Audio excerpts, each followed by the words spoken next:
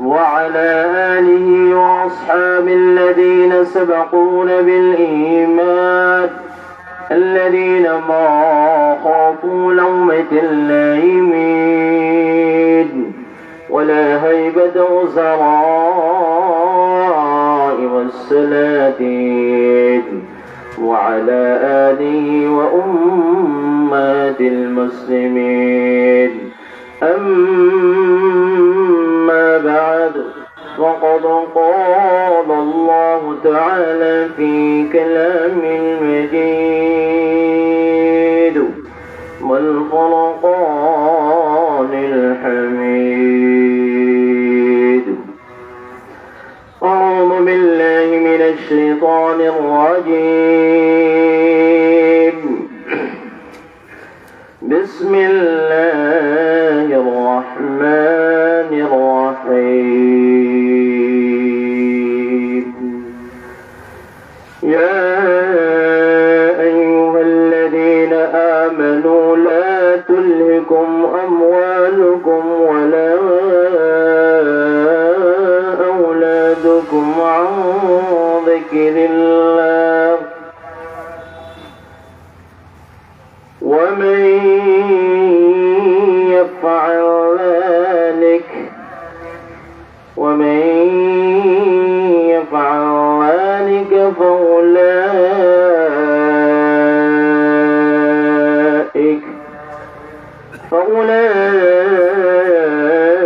فأولئك هم الخاسرون.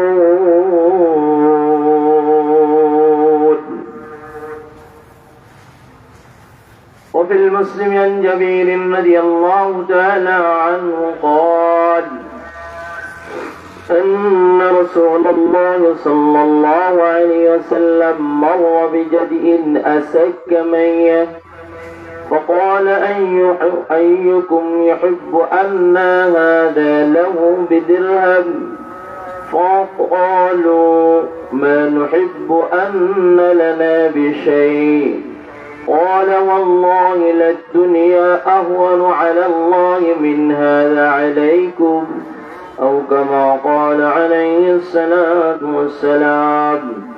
وقال تعالى في شان حبيبه صلى الله عليه وسلم إن الله وملائكته يصلون على النبي يا أيها الذين آمنوا صلوا عليه وسلموا تسليما. محبة شهد الرشيد. اللهم صل على محمد وعلى آل محمد كما صليت على إبراهيم وعلى آل إبراهيم إنك حميد مجيد. اللهم بارك على محمد وعلى آل محمد كما باركت على إبراهيم وعلى آل إبراهيم إنك حميد مجيد. بلغ العلا بكماله كشف الدجى بجماله حسنت جميع خصاله صلوا عليه وآله. زبادہ بوتر دیہا جائے گر زبادہ بوتر دیہا جائے گر کنائے محمد بود الفضل بلغ العلا بكماله كشف الدجى بجماله حسنت جميع خصاله صلوا عليه وآله. দিল থেকে বলে আলহামদুলিল্লাহ। আল্লাহ সুবহানাহু ওয়া তাআলার দরবারে অসংখ্য অগণিত শুকরিয়া। আল্লাহ তাআলা আমাকে আজকে আল জামিয়াতুল ইসলামিয়া দারুল উলুম দারি পাতন গোলাপগঞ্জ 10 বছর পূর্তি উপলক্ষে দুদিন ব্যাপী আন্তর্জাতিক ইসলামী মহাসম্মেলন, সেই আন্তর্জাতিক ইসলামী মহাসম্মেলনে সভাপতিত্ব উম্মতের রাহবার কান্ডারি উলামায়ে কেরাম, সিলেটের এই ওলি আল্লাহর দেশের অনেক বুজুর্গ উলামায়ে কেরাম আজকের এই মাহফিলের সভাপতিত্ব করবেন। আজকের এই মাহফিলে উপস্থিত হবেন শেখ আলী উমর ইয়াকুব আব্বাসী ফিলিস্তিন, বাইতুল মুকাদ্দাস, সেই বাইতুল মুকাদ্দাসের ইমাম। আজকের এই মাহফিল সাধারণ কোনো মাহফিল নয়, মজলিস নয়। এখানে উম্মতের রাহবার কান্ডারি বুজুর্গ উলামায়ে কেরাম দেশ এবং বিদেশ থেকে আমি ধন্যবাদ জানাই শেখ মোহাম্মদ ইকবাল হুসাইন দামাত বাকরাতুল আলিয়া, যার অক্লান্ত পরিশ্রমে, যার অধীর আগ্রহে শুধু দেশ নয়, এই 2 দিন ব্যাপী গতকালকেও চলছে, তো আজকেও ইনশাআল্লাহ অর্ধরাত পর্যন্ত চলবে। বাংলাদেশের উল্লেখযোগ্য উলামায়ে কেরাম, জাতির রাহবার কান্ডারি বুজুর্গ উলামায়ে কেরামকে দাওয়াত করেছেন। আমি আশাবাদী যে এই এলাকা ধন্য হবে, এই এলাকার মাটি ধন্য হবে তাদের আগমনের কারণে, তাদের উপস্থিতির কারণে। উম্মতের রাহবার কান্ডারি বুজুর্গ উলামায়ে কেরাম আসবেন, একের পর এক কোরআন এবং হাদিস থেকে কথা বলবেন। নিজেকেও ধন্য মনে করছি, সুদূর ঢাকা থেকে, টঙ্গী থেকে আপনাদের এখানে কষ্ট করে আসছি শুধু শরীক হওয়ার জন্য, দোয়া নেওয়ার জন্য, যে এই বরকতময় মাহফিলে যেন আমি নিজেও উপস্থিত হতে পারি, এই জন্য নিজেকেও ধন্য মনে করছি। তো যিনি আজকের এত সুন্দর জান্নাতের বাগান 2 দিন ব্যাপী পর্যন্ত সাজাইলেন, গতকাল চলে গেছে, আজকে ইনশাআল্লাহ শেষ হয়ে যাবে অর্ধরাতের পরে, আজকের এই জান্নাতের বাগান থাকবে না। ওনার হায়াতে তৈয়বা কামনা করি, ওনার জন্য দোয়া করি, আল্লাহ তাআলা যেন ওনাকে হায়াতে তৈয়বা দান করে এবং দ্বীন ইসলামের খাদেম হিসেবে কবুল করে। সকলে বলেন আমিন। আল্লাহ তাআলা যেন এই মাহফিলকে কবুল করে, এই মাদ্রাসাকে যেন কবুল করে, এই মাদ্রাসাকে একের পর এক দাওরায়ে হাদিস টাইটেল পর্যন্ত যেন নিয়ে যেতে পারে। আল্লাহ তাআলা যেন এই মাদ্রাসার যত জরুরিয়ত আছে গায়বী খাজানা থেকে পুরা করে দিয়ে। সকলে বলেন আমিন। তো হযরতের জন্য বিশেষভাবে দোয়া করব, যিনি অক্লান্ত পরিশ্রম করে আপনাদের জন্য, আপনাদের সামনে উম্মতের রাহবার বুজুর্গ উলামায়ে কেরামকে হাজির করবেন, যাদের চেহারা দেখলেও সওয়াব। বলেন সুবহানাল্লাহ। আল্লাহ তাআলা আপনাকে আমাকে এই সাধারণ জায়গা নয়, এই যে জায়গাটা, এটা অন্যদিন ধান ক্ষেত ছিল, কিন্তু যতক্ষণ কোরআন হাদিসের আলোচনা হবে সেই জায়গাটা জান্নাতের বাগান। এটা আপনার আমার কথা নয়, মুহাম্মদুর রাসূলুল্লাহ সাল্লাল্লাহু আলাইহি ওয়াসাল্লামের কথা।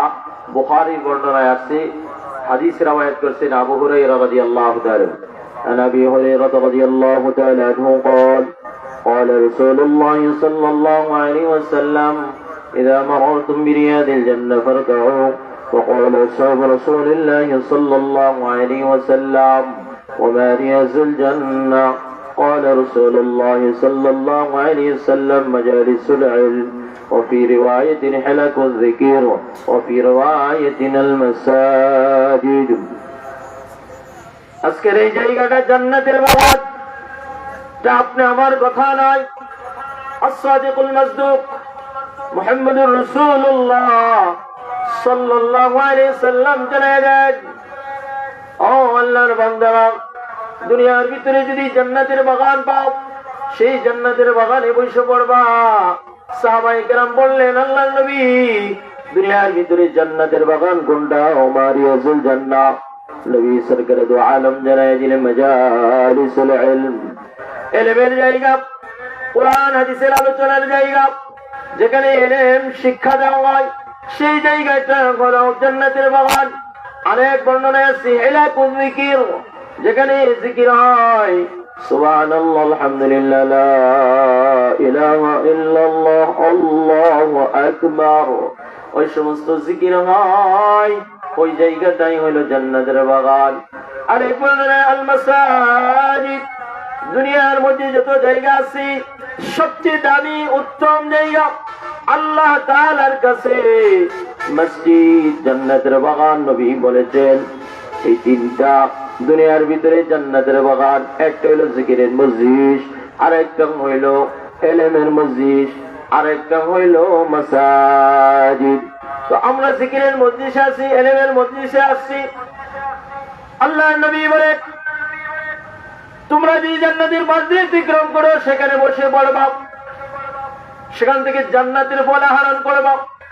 নবী আলাইহিস সালাতু ওয়াস সালামকে প্রশ্ন ওমর ইয়া রাসূলুল্লাহ, নবী গো জান্নাতের বাগান কোনটা আর জান্নাতি ফল কি? নবী আলাইহিস সালাতু ওয়াস সালাম জানায় দিলেন সুবহানাল্লাহ ওয়ালহামদুলিল্লাহ লা ইলাহা ইল্লাল্লাহ আল্লাহু আকবার।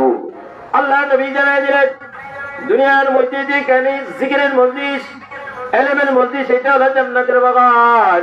আর এই জান্নাতের বাগান থেকে জান্নাতের ফল আহরণ করবা।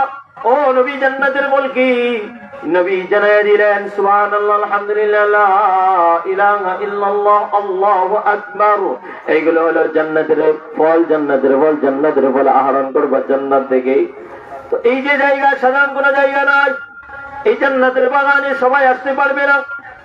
আল্লাহ তাআলা যাদেরকে জান্নাতের টিকিট দিয়েছেন, জান্নাতের সার্টিফিকেট যাদেরকে দিয়েছেন, তারাই কেবল এই জান্নাতের বাগানে আসতে পারবে, বলবে। ওলামাদের জবান থেকে কথাগুলো শুনবে, সবাই আসতে পারে না। এই জান্নাতের বাগানে যারা আসবে বসবে, লম্বা হাদিস বুখারী শরীফের এবং মুসলিম শরীফের লম্বা হাদিস।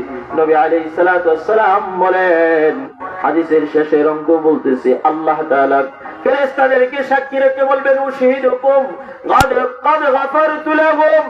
আল্লাহ তাআলা ফেরেশতাদেরকে সাক্ষী রেখে বলে আজকে যারা এই জান্নাতের বাগানে বসবে, যারা জান্নাতের বাগানে আসবে, তোমরা সাক্ষী থাকো আমি আল্লাহ তাদেরকে মাফ করে দিলাম। বলেন সুবহানাল্লাহ। উশহিদুকুম ক্বাদ গাফারতু লাহুম ইয়াকুল মালাকুম মিনাল মালায়েকা। কোন একজন ফেরেশতাকে বলে আল্লাহ এই যে রাস্তার পাশে দিয়ে জান্নাতের বাগান, জান্নাতের বাগানের আওয়াজ শুই না জান্নাতের বাগানে বসে গেছে। নিয়ত ছিল সিলেট শহরে চলে যাবে, কিন্তু ওই লোকটার উদ্দেশ্য ছিল না এখানে আসার। ওই লোকটার হালাত কি? নবী গো এই লোকটার হালাত কি? আল্লাহ তাআলা নবীর মাধ্যমে জানায় দেন। ফেরেশতা যখন আল্লাহকে প্রশ্ন করে এই লোকটার হালাত কি, হুমুল জুলাসা লা ইয়াশকা জালিসুহুম। নবী জানায় দেয় ও ফেরেশতা আল্লাহরে জানায় দাও আজকের এই মাহফিল এটা নৈরাশ করার মাহফিল নয়, কাউকে সেখান থেকে নৈরাশ করা হবে না। যে যেভাবে আসুক আর বসুক আমি আল্লাহ তাদেরকে মাফ করে দেব। বলেন সুবহানাল্লাহ। এই জান্নাতের বাগানে বসে যদি আলহামদুলিল্লাহ বলো, আল্লাহর নবী সরকারে দুআন মুসলিমের বর্ণনায় আছে, রাবি হলেন আবু মালিক আশ-শারি রাদিয়াল্লাহু তাআলা আনহু। আবু মালিক আশ-শারি রাদিয়াল্লাহু তাআলা আনহু বলেন الطور قال النبي صلى الله عليه وسلم الطور شطر الإيمان الحمد لله تملأ الميزان سبحان الله والحمد لله تملأان أو تملأ ما بين السماوات والأرض. الله النبي سركر دعاء بلين আল্লাহর কোন বান্দা বান্দি যদি আলহামদুলিল্লাহ সূরা ফাতিহার আয়াতের অংশ বিশেষ যদি তিলাওয়াত করে আমার উপর যদি খুশি হয় আলহামদুলিল্লাহ বলো, আমি আল্লাহ তাআলা খুশি হইয়া তার আমলনামায় খুশি হইয়া 90টা নেকি লিখে দেই। বলেন সুবহানাল্লাহ। কারণ আব্দুল্লাহ ইবনে মাসউদ রাদিয়াল্লাহু তাআলা বলেন মান ক্বারা হারফান ক্বালা an-nabiy সাল্লাল্লাহু আলাইহি ওয়াসাল্লাম من قرأ حرفا من كتاب الله فله حسنة والحسنة عشر أمثالها. ألف لام ميم. ألف حرف لام حرف ميم حرف لا أقول ألف لام ميم حرف. عبد الله بن مسعود رضي الله تعالى عنه বলেন আল্লাহর নবী সরকারে দু আলম বলেন আল্লাহর কোন বান্দা বান্দি যদি কোরআনের একটা শব্দ একটা হরফ যদি তেলাওয়াত করে উচ্চারণ করে আলিফ একটা শব্দ উচ্চারণ করলো, লাম একটা শব্দ উচ্চারণ করলো, মিম একটা শব্দ উচ্চারণ করলো, আল্লাহ তাআলা তার আমলনামায় সাথে সাথে এমন একটা সওয়াব, একটা উচ্চারণ করলে এমন একটা সওয়াব দিবে যে সওয়াবটা 10টা নেকির সমতুল্য হবে। বলেন সুবহানাল্লাহ। তাহলে কোরআন শরীফের এক শব্দ যদি কেউ উচ্চারণ করে 10 নেকি, তাহলে আলহামদুলিল্লাহ ভিতরে দেখা যাবে গণনা করলে 90টা হরফ পাওয়া যাবে। 10 দিয়ে 90 9টা পাওয়া যাবে। 9টাকে 10 দিয়ে গুণ করলে 90 হবে। আল্লাহ তাআলা আপনি আমার আমলনামায় 90 নেকি লিখে দেবেন। বলেন সুবহানাল্লাহ। আল্লাহর কোন বান্দা বান্দি যদি সুবহানাল্লাহ যদি বলে, আল্লাহর নবী বলেন তামলাউ মা বাইনাস সামাওয়াতি ওয়াল আরদ, আল্লাহর নবী বলেন আসমান এই জমিন থেকে আসমান পর্যন্ত হাদিসের মধ্যে আছে 500 বছর রাস্তা। বৈজ্ঞানিকদের হিসাব অনুযায়ী 9,30,00,000 মাইল দূরে সেই আসমান আর এই জমিনের মাঝে যতটুকু জায়গা আছে আল্লাহ তাআলা পুরা জায়গাটা সব দ্বারা ভরপুর করে দেবেন। বলেন সুবহানাল্লাহ। আলহামদুলিল্লাহ। বিলমা তামলাউল মিজান, মিজানের পাল্লা রাখতে দেরি, মিজানের পাল্লা বাড়ি হইতে দেরি নয়। আল্লাহ তাআলা খুশি হইয়া এত নেকি দেয় রে বাবা। আরে বুখারীর বর্ণনায় আসছে 3 মিনিট বা 4 মিনিট সময় যদি দিতে পারো, এই 3 মিনিটের দাম কত জানো? 4 মিনিটের দাম কত জানো? সরকারি দু আলম মুহাম্মদুর রাসূলুল্লাহ সাল্লাল্লাহু আলাইহি ওয়াসাল্লাম বলেন, قال النبي صلى الله عليه وسلم من قال سبحان الله وبحمده حدت خطاياه وإن كانت مثل زبد البحر। বুখারীর বর্ণনায় আবু হুরায়রা বর্ণনা করেন, নবী আলাইহিস সালাতু ওয়াস সালাম বলেন, আল্লাহর কোন বান্দা বান্দি যদি দিনে রাত্রে সকালে বিকালে যে কোনো সময় যদি সুবহানাল্লাহি ওয়া বিহামদিহি এতটুকু কালেমা তেলাওয়াত করে পড়ে তাসবিহ যদি পড়ে, আল্লাহর নবী বলেন প্রত্যেক খাতায়া, আরে তোমার গুনার পরিমাণ যদি সমুদ্রের ফেনা পরিমাণ হয় আল্লাহ তাআলা তোমার গুনাহকে মাফ করে দিবে। বলেন সুবহানাল্লাহ। কইলে দেখেন মাত্র 3 থেকে 4 মিনিট সময় লাগবে, এর বেশি নয়।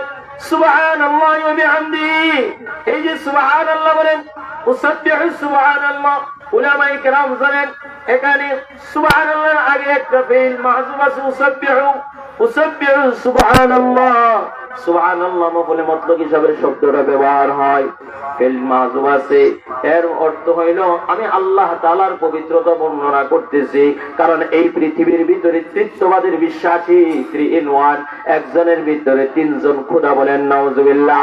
এই পৃথিবীর ভিতরে 360 দেবতা তাকে বিশ্বাস করে, 33 কোটি দেবতা বিশ্বাস করে, কিন্তু আপনি আমি যখন সুবহানাল্লাহ বলি, সুবহানাল্লাহ বলে এই কথার সাক্ষ্য দেই তানজিহান আম্মা লা ইয়ালিকু, ওই যে তৃতীয়বাদের বিশ্বাসী 3 জন খোদা, ঈসা মারিয়াম আল্লাহ, 3 in 1, একের ভিতরে 3 জন খোদা খ্রিস্টান না মানে, কিন্তু আমরা এই কথা বলি না। আরে বাইতুল্লাহর ভিতরে 360 মূর্তি, আরবি হিসাব অনুযায়ী 360 দিনে 1 বছর।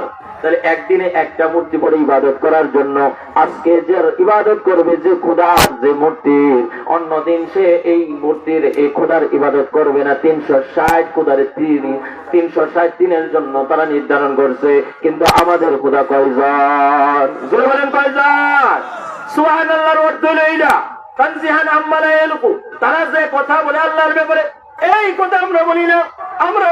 না আপনি হলেন পুরো পবিত্র। এই সুবহানাল্লাহ যদি বলে, আল্লাহর নবী সরকারে তো আলম জানায়া দেয়, যখন তুমি তোমার রবের পবিত্রতা বর্ণনা করলা, তুমি রবকে এক মানলা, সুবহানাল্লাহর অর্থ হলো লা জিদ্দালা ওয়ালা নিদ্দালা ওয়ালা মিসলালা ওয়ালা মাতিলালা ওয়ালা শিওয়ালা লা নাযীরা লা সাইবাতালা ওয়ালা আবালা ওয়ালা উম্মালা ওয়ালা যাওজালা ফরদুন সামাদুন লাম ইয়ালিদ ওয়া লাম ইউলাদ ওয়া লাম ইয়াকুল লাহু কুফুয়ান আহাদ। আল্লাহু আকবার।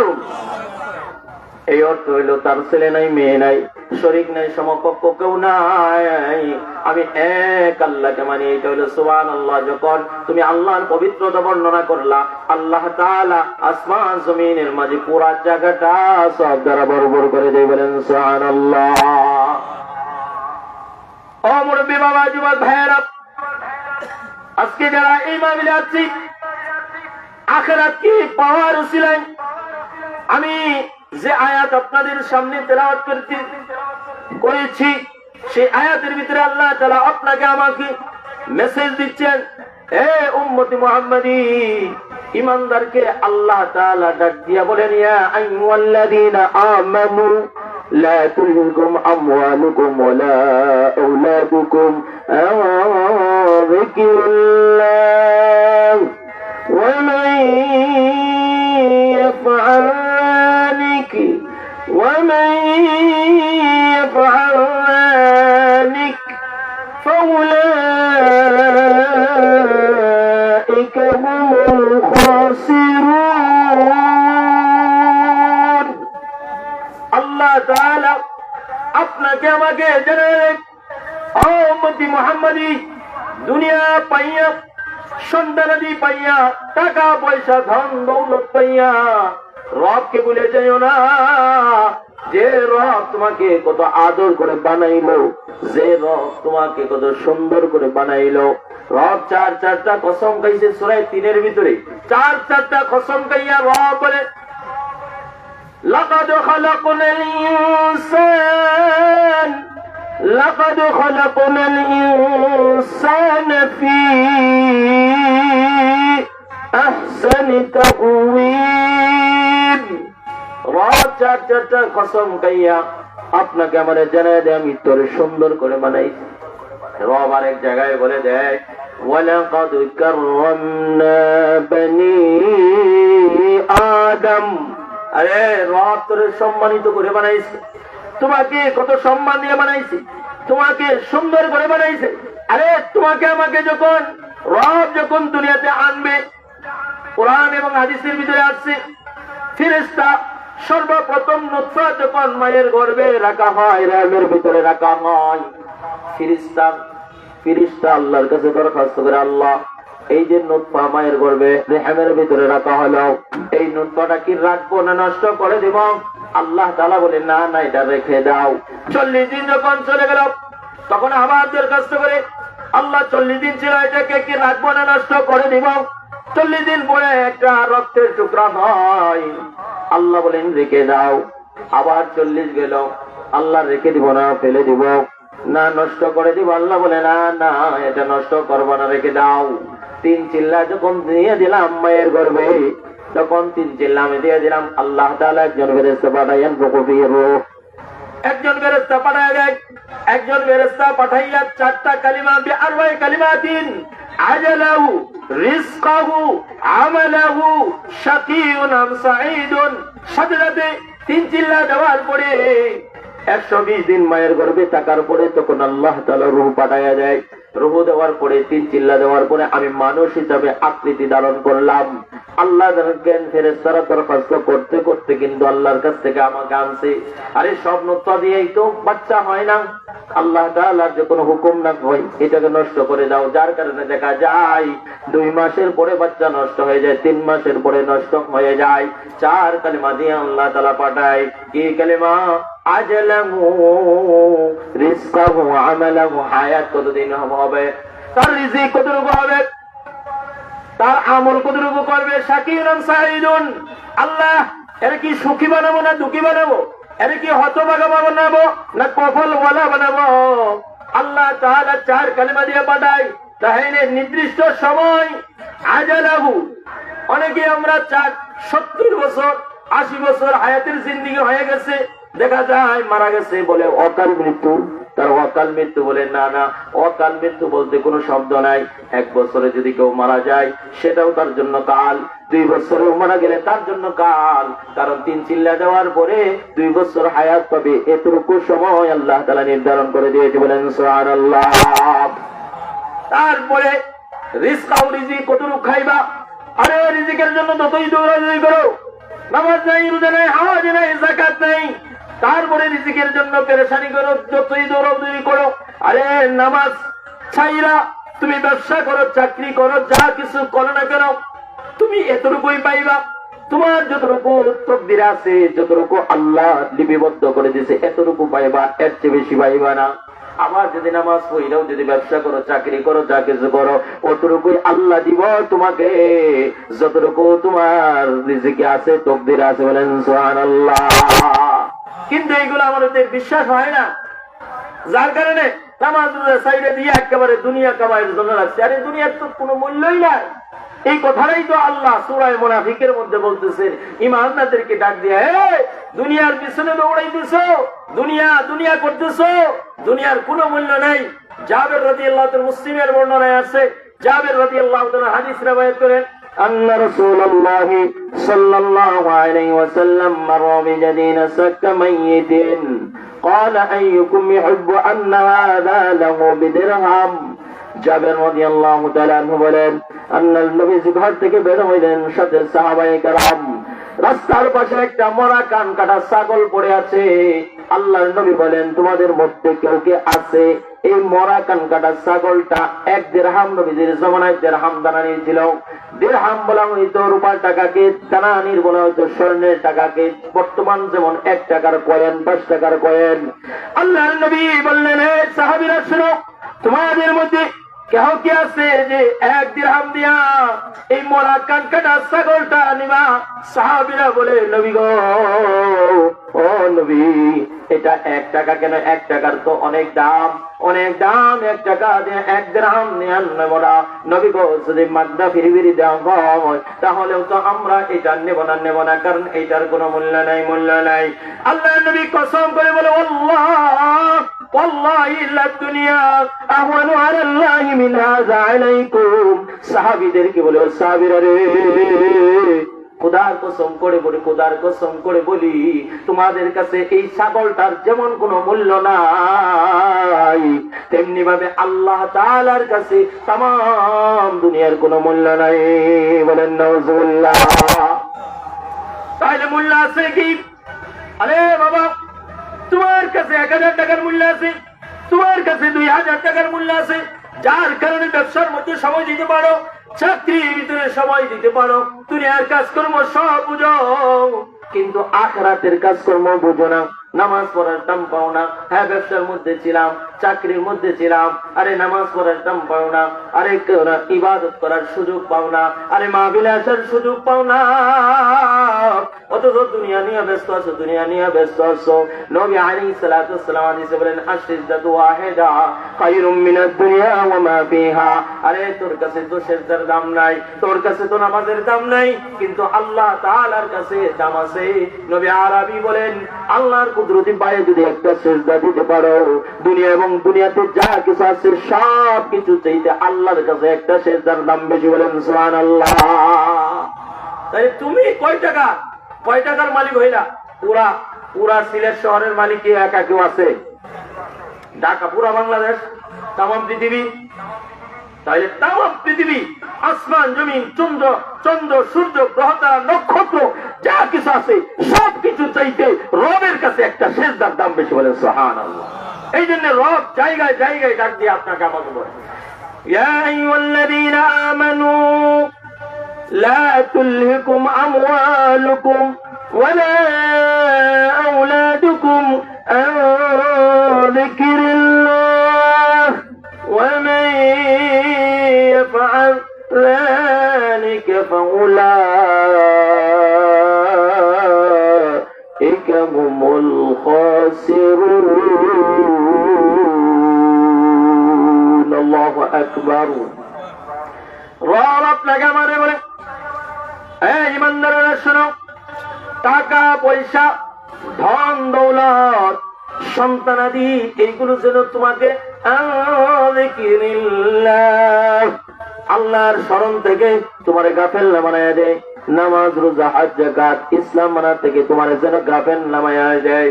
যদি কেউ গাফেল হয়ে যায়, টাকা পয়সার পিছনে পড়ে, দুনিয়ার পিছনে পড়ে যদি কেউ গাফেল হয়ে যায়, আল্লাহ তাআলা বলেন ওই সমস্ত মানুষ হলো ক্ষতিগ্রস্তের ভিতরে, বলেন নাউযুবিল্লাহ। আল্লাহ তাআলা আরেক জায়গায় সূরা তাহার আরেক জায়গায় বলেন ওয়ামান আ'রাদা আন যিকরি فإن له معيشة ضنكا ونحشره يوم القيامة أعمى قال لم حشرتني أعمى قال رب لم حشرتني أعمى وقد كنت بصيرا قال كذلك أتتك آياتنا فنسيتها وكذلك اليوم تنسى। রব আপনারা আমারে জানাইলেন ওমান আ'রাদা আন যিকরি, যে আমার ইবাদত থেকে, যে আমার শরণ থেকে, যে ইসলাম থেকে দূরে সরে যায়, কোরআন থেকে দূরে সরে যায়, হাদিস থেকে দূরে সরে যায়, ওমান আ'রাদা আন যিকরি ফাইন্না লাহু মাঈশাতান দানকা। রব জানায় দেয় রবের কথা মিথ্যা হইতে পারে না। এই জন্য রব সূরা বাকারার শুরুতে জানায় দেয় আলিফ লাম মিম যালিকাল কিতাব লা রাইবা ফীহি হুদাল লিল মুত্তাকিন। রব জানায় যে এই কোরআনের ভিতরে বিন্দু মাত্র সামান্য মাত্র সন্দেহ নাই। আরে দুনিয়ার লেখকরা পুস্তক কিতাব আদি লেখি কিতাবের শেষে দিয়া বলে ভুল ত্রুটি হলে ধরে দিবে, পরবর্তীতে সংশোধন করে নিব, কিন্তু আপনি আমার রব কোরআনের শুরুতে জানা যায় এই কোরআনের ভিতরে কোনো সন্দেহ নাই, বলেন সুবহানাল্লাহ। তাহলে রব বলে আমার জিকির থেকে, আমার নামাজ, আমার রোজা, হজ, যাকাত, দ্বীন ইসলাম থেকে যখন দূরে সরে যাইবা, আমার রবের কথা মাঈশাতান দানকা। রব বলে তোর জিন্দেগীর ভিতরে আমি পেরেশানি দিয়ে দিব, তোর জিন্দেগীর ভিতরে আমি সংকীর্ণ করে দিব, তোকে বিভিন্ন পেরেশানির মধ্যে আমি আল্লাহ ফেলে দিব। মাঈশাতান দানকা ওয়া নাহশুরুহু ইয়াওমাল কিয়ামাতি আ'মা, কিয়ামতের ময়দানে যখন তোকে উঠাবো তোরে অন্ধ বানায় উঠাবো। ক্বালা রাব্বি লিমা হাশারতানি আ'মা।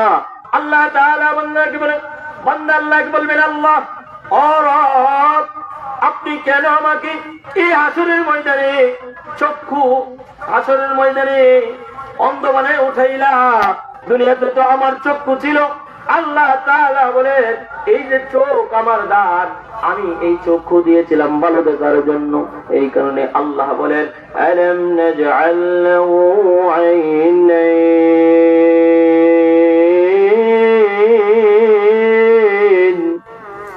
আমি কি তোরে দুইটা চক্ষু দেই নাই রে? এই দুই চক্ষু দিয়েছি ভালো কিছু দেখার জন্য, আল্লাহর সৃষ্টি দেখার জন্য, আল্লাহর সৃষ্টি দেখার জন্য। দেখা আল্লাহ কি চিনবি?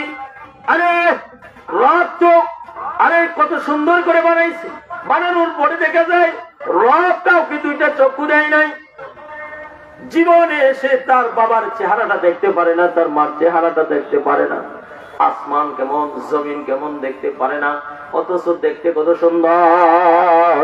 রব ওই যে এইগুলো বানাইয়া তোমাকে শুকর আদায় করার জন্য বলছেন। রব ওরে গালি দিও না, কানা বইলা গালি দিও না, ল্যাংরা বইলা গালি দিও না। না না, আরে তোরেও তো আমি আল্লাহ বানাইতে পারতাম, এই ক্ষমতা আমার আছে, কিন্তু না না, তোকে আমি আল্লাহ বানাই নাই, আমি তোরে তো চক্ষু দিয়ে সুন্দর করে বানাইছি।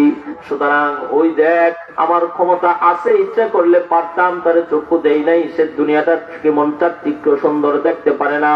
তাহলে আমি রব, আমি যে দুই চক্ষু দিলাম, এই চোখ দুইটা রবের চাহিদা অনুযায়ী তুমি ব্যবহার করো। যেটাই সেটাই যেখানে ব্যবহার করিও না, যেটাই সেটাই ব্যবহার করিও না। এই জন্য বান্দা কিয়ামতের ময়দানে আল্লাহ তাআলাকে বলবেন আল্লাহ আই রব, দুনিয়ার জিন্দেগিতে তো চক্ষু ছিল, আজকে হাসরের ময়দানে চক্ষু নাই কেন? আমার অন্ধ বানাই না কেন? আল্লাহ জবাব দিয়ে দেয় ক্বালা রাব্বি লিমা হাশারতানি আ'মা। আল্লাহ তাআলা জবাব দিয়ে দেয় ক্বালা রাব্বি লিমা হাশারতানি আ'মা وقد كنت بصيرا قال كذلك أتتك آياتنا فنسيتها রব জানায় যে আমার নিদর্শন ছিল দুনিয়ার মধ্যে, কিন্তু আমার নিদর্শনকে তুমি ভুলে গিয়েছিলা। যেহেতু দুনিয়াতে তুমি আমাকে ভুলে গিয়েছিলা, আমার রাসূলরে ভুলে গিয়েছিলা, কোরআন ভুলে গিয়েছিলা, হাদিস ভুলে গিয়েছিলা, আখিরাতের কথা স্মরণ করতে না।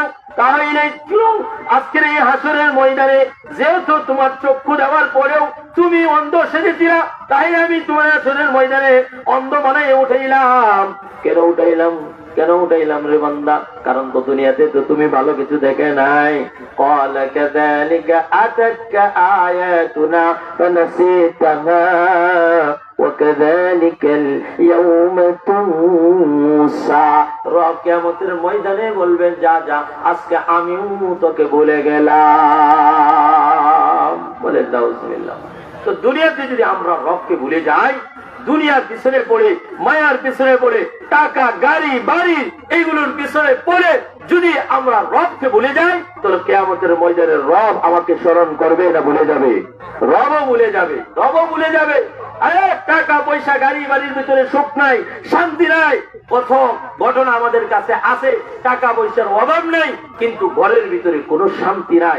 এই জন্য নবী আলাইহিস সালাতু ওয়াস সালাম বুখারীর আরেক বর্ণনায় বলছে, লাইসাল গিনা আন কাসরাতিল আরাজ ওয়ালাকিন্নাল গিনা গিনান নাস।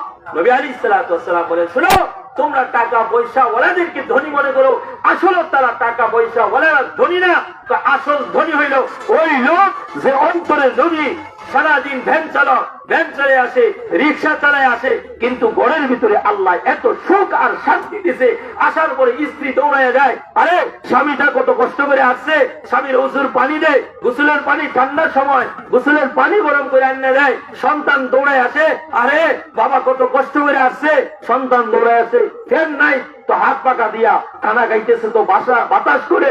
এই আল্লাহর বান্দা রাত্রে যখন ঘুমায়, বালিশ তেমন নাই, ইটের মধ্যে মাথা রাইকা ঘুমায়, তো যেন জান্নাতে ঘুমাইতেছে। বলেন সুবহানাল্লাহ।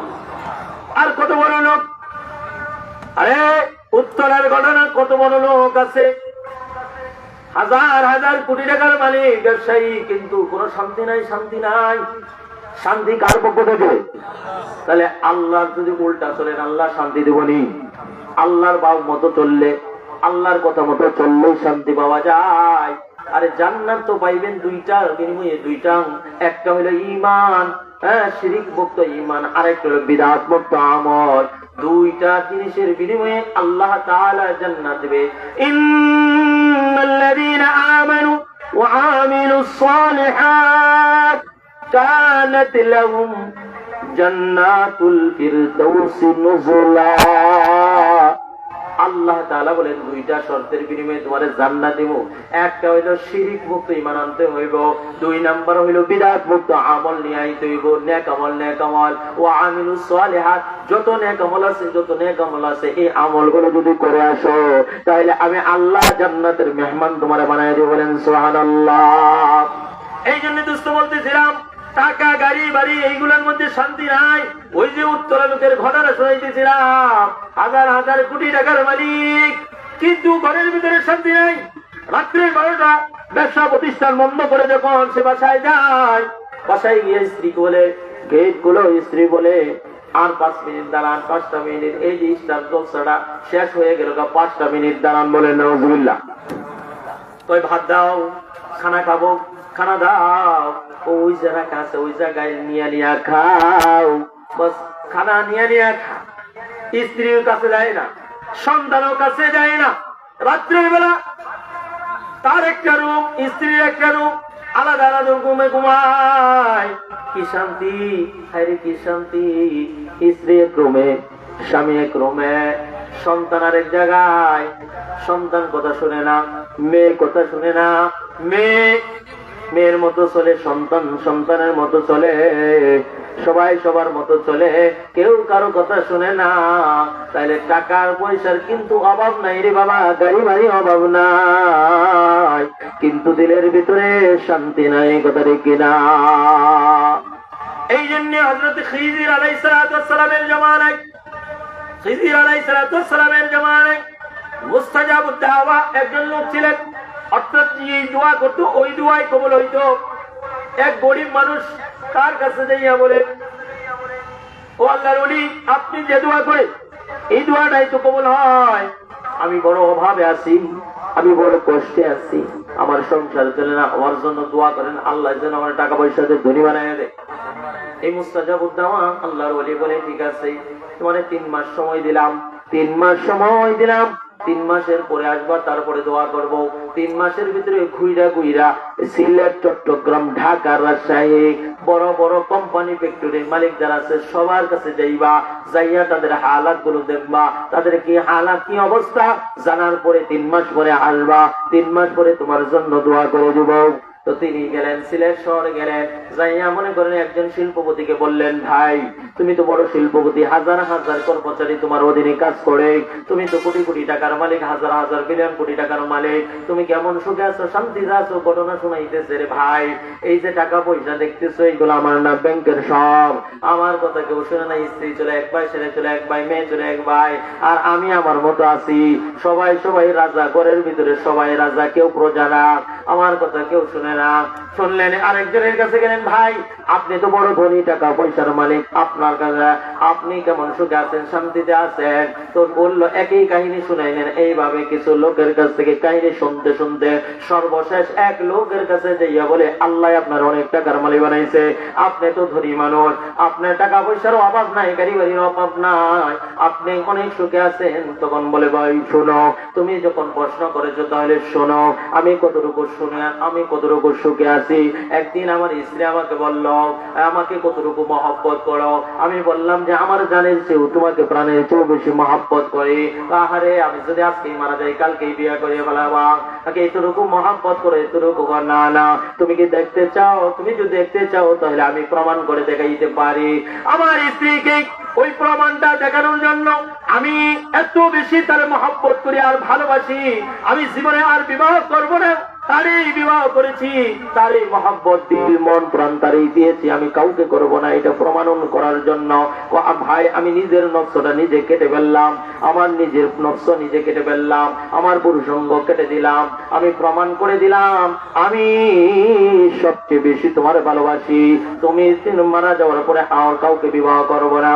আমার স্ত্রীও আমাকে বলেছিল যে আমি নাকি আমাকে নাকি সবচেয়ে বেশি ভালোবাসে, কিন্তু আমার স্ত্রীর কথা রক্ষা করতে পারে নাই। যৌবনের তাড়নায় আমার স্ত্রী তার সতীত্বকে ধরে রাখতে পারে নাই। আমি যুবক মানুষ, কিন্তু আমার তো নফস নাই, আমি তো তার চাহিদা পূরণ করতে পারি না, তার চাহিদা পূরণ করতে পারি না, কিন্তু সে তো যৌবনের তাড়নায় যৌবন ধরে রাখতে পারে নাই। আমার যে কর্মচারী আছে, আমার যে পিয়ন আছে, সেই পিয়নের সাথে সে খারাপ কাজ করেছে। এই যে দেখো 3-4 জন ছেলে মেয়ে আমার যা আছে, এইগুলো মানুষ মনে করে আমার, কিন্তু আমি জানি এইগুলা আমার না, কিন্তু এই কথাটা তো সমাজে বলতে পারি না। আমি জানি যে এই যে আমার না। তুমি যখন আমাকে প্রশ্ন করেছ, তাইলে শুনে যাও আমি কতটুকু সুখে আর শান্তিতে আছি। দুনিয়াটা সুখের জায়গা নয়, জায়গা নয়, সুখের জায়গা হলো জান্নাত, জান্নাত। তাইলে আমি সুখে নাই রে ভাই। আর এই যে টাকা পয়সা, এই যে মেল ফ্যাক্টরি, দ্বন্দ্ব যা দেখতেছ, এই টাকা পয়সা আমার না, এইগুলো সব হইলো ব্যাংকের মালিক। আমি শুধু গাধার মতো খাটি আর খাটি, আমি শুধু পরিশ্রম করে যাই রাত্র আর দিন, এইগুলো করে যাই। সুতরাং এই সন্তান যে আমার না, দ্বন্দ্বলত আমার না, এইগুলো কিছুই না। 3 মাস পরে যখন আল্লাহর বান্দা ওই মুস্তাজাবুদ দাওয়ার কাছে চলে আসলেন, আসার পরে মুস্তাজাবুদ দাওয়া আল্লাহর ওলি বলে, তাহলে দোয়া করে দেই, আল্লাহ তোমার ধনী বানায় দাও। দোয়া আর লাগতো না, লাগতো না। ধনীদের যে হালাত খবর নিয়ে আসছে, 3 মাসের যে সময় দিয়েছিলেন, সমস্ত ধনীদের কাছ থেকে খোঁজ খবর নিয়ে আসি, কোন ধনী নাই, সুখে নাই, সুখে নাই। এর চেয়ে আমি হাজারো সুখে আছি, বলেন সুবহানাল্লাহ। তাহলে দ্বন্দ্বনদের মানে বাবারে, দ্বন্দ্বনদের মধ্যে সুখ নাই। সুখ আল্লাহ রাখছেন আমাদের ভিতরে, সুখ রাখছে আল্লাহ দিনের ভিতরে, সুখ রেখে দিচ্ছে কোরআন তেলাওয়াতের ভিতরে। ঘুম আসে না, কোরআন তেলাওয়াত শুরু করে দাও। আরে ঘুম আসে না, ট্যাবলেট খাও, 3-4 না না, তাসবিহ শুরু করে দাও, সুবহানাল্লাহর জিকির শুরু করে দাও, আলহামদুলিল্লাহর জিকির শুরু করে দাও। কিছুক্ষণ জিকির করবা, শয়তান দূর হয়ে যাবে, দেখবা মুহূর্তের ভিতরে ঘুম এসে যাবে, বলেন সুবহানাল্লাহ। ঘুমের ট্যাবলেট কোরআন তেলাওয়াত, ট্যাবলেট হইল জিকির, দেব হইল আস্তাগফিরুল্লাহ। কিসের ট্যাবলেটটা 5টা 10টা 5টা 10টা ট্যাবলেট খাইলে ঘুম হবে না। জিকির শুরু করে দাও, আল্লাহ আল্লাহ জিকির শুরু করে দাও, সুবহানাল্লাহ জিকির শুরু করে দাও, আলহামদুলিল্লাহ জিকির শুরু করে দাও, দেখবা যে ঘুম আইসা দেবে। বলেন সুবহানাল্লাহ। কারণ কোরআন তেলাওয়াত যে জায়গায় হয়, জিকির যে জায়গায় হয়, সেখানে আল্লাহর রহমত নাযিল হয়। বলেন সুবহানাল্লাহ। এই যে আপনাদের রহমতের জায়গা, এই যে মাদ্রাসা, হরদম 24 ঘন্টা কোরআন তেলাওয়াত হয়। আপনি গভীর রাত্রে 4টার সময় আসবেন, আয়েশা দেখবেন গুনগুন করে আওয়াজ করে কিছু তাহাজ্জুদের নামাজ পড়ে আর কিছু ছাত্ররা তেলাওয়াত করে। বলেন সুবহানাল্লাহ। এইগুলো আপনি আমার জন্য রহমত, বরকত। এই জন্য এইগুলোর সাথে সম্পর্ক রাখা চাই, ভালোবাসা রাখা চাই।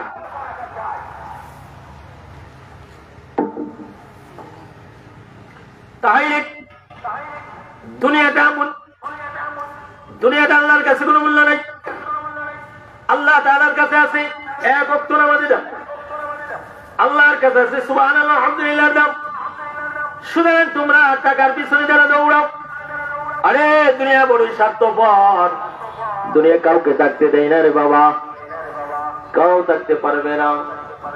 কুজা কারুন, কুজা ফিরাউন, কুজা নমরুদ শুদ হামান, কুজা ঈসা, কুজা মূসা, কুজা তখতে সুলাইমান। ও আল্লাহর বান্দা, পৃথিবীর ভিতরে 4 জন বাদশা ছিল যারা তাম দুনিয়া শাসন করেছে। 2 জন হলো মুসলমান আর 2 জন হলো কাফের। মুসলমানদের ভিতরে একজন হলো বাদশা সুলাইমান, একদিক দিয়ে তিনি বাদশা, একদিক দিয়ে হলেন নবী। 2 নম্বর হইল বাদশা সিকান্দার, জুলকারনাইন, কোরআনের ভাষায় বুলকারনাইন, ইস্কান্দার বা সেকান্দার।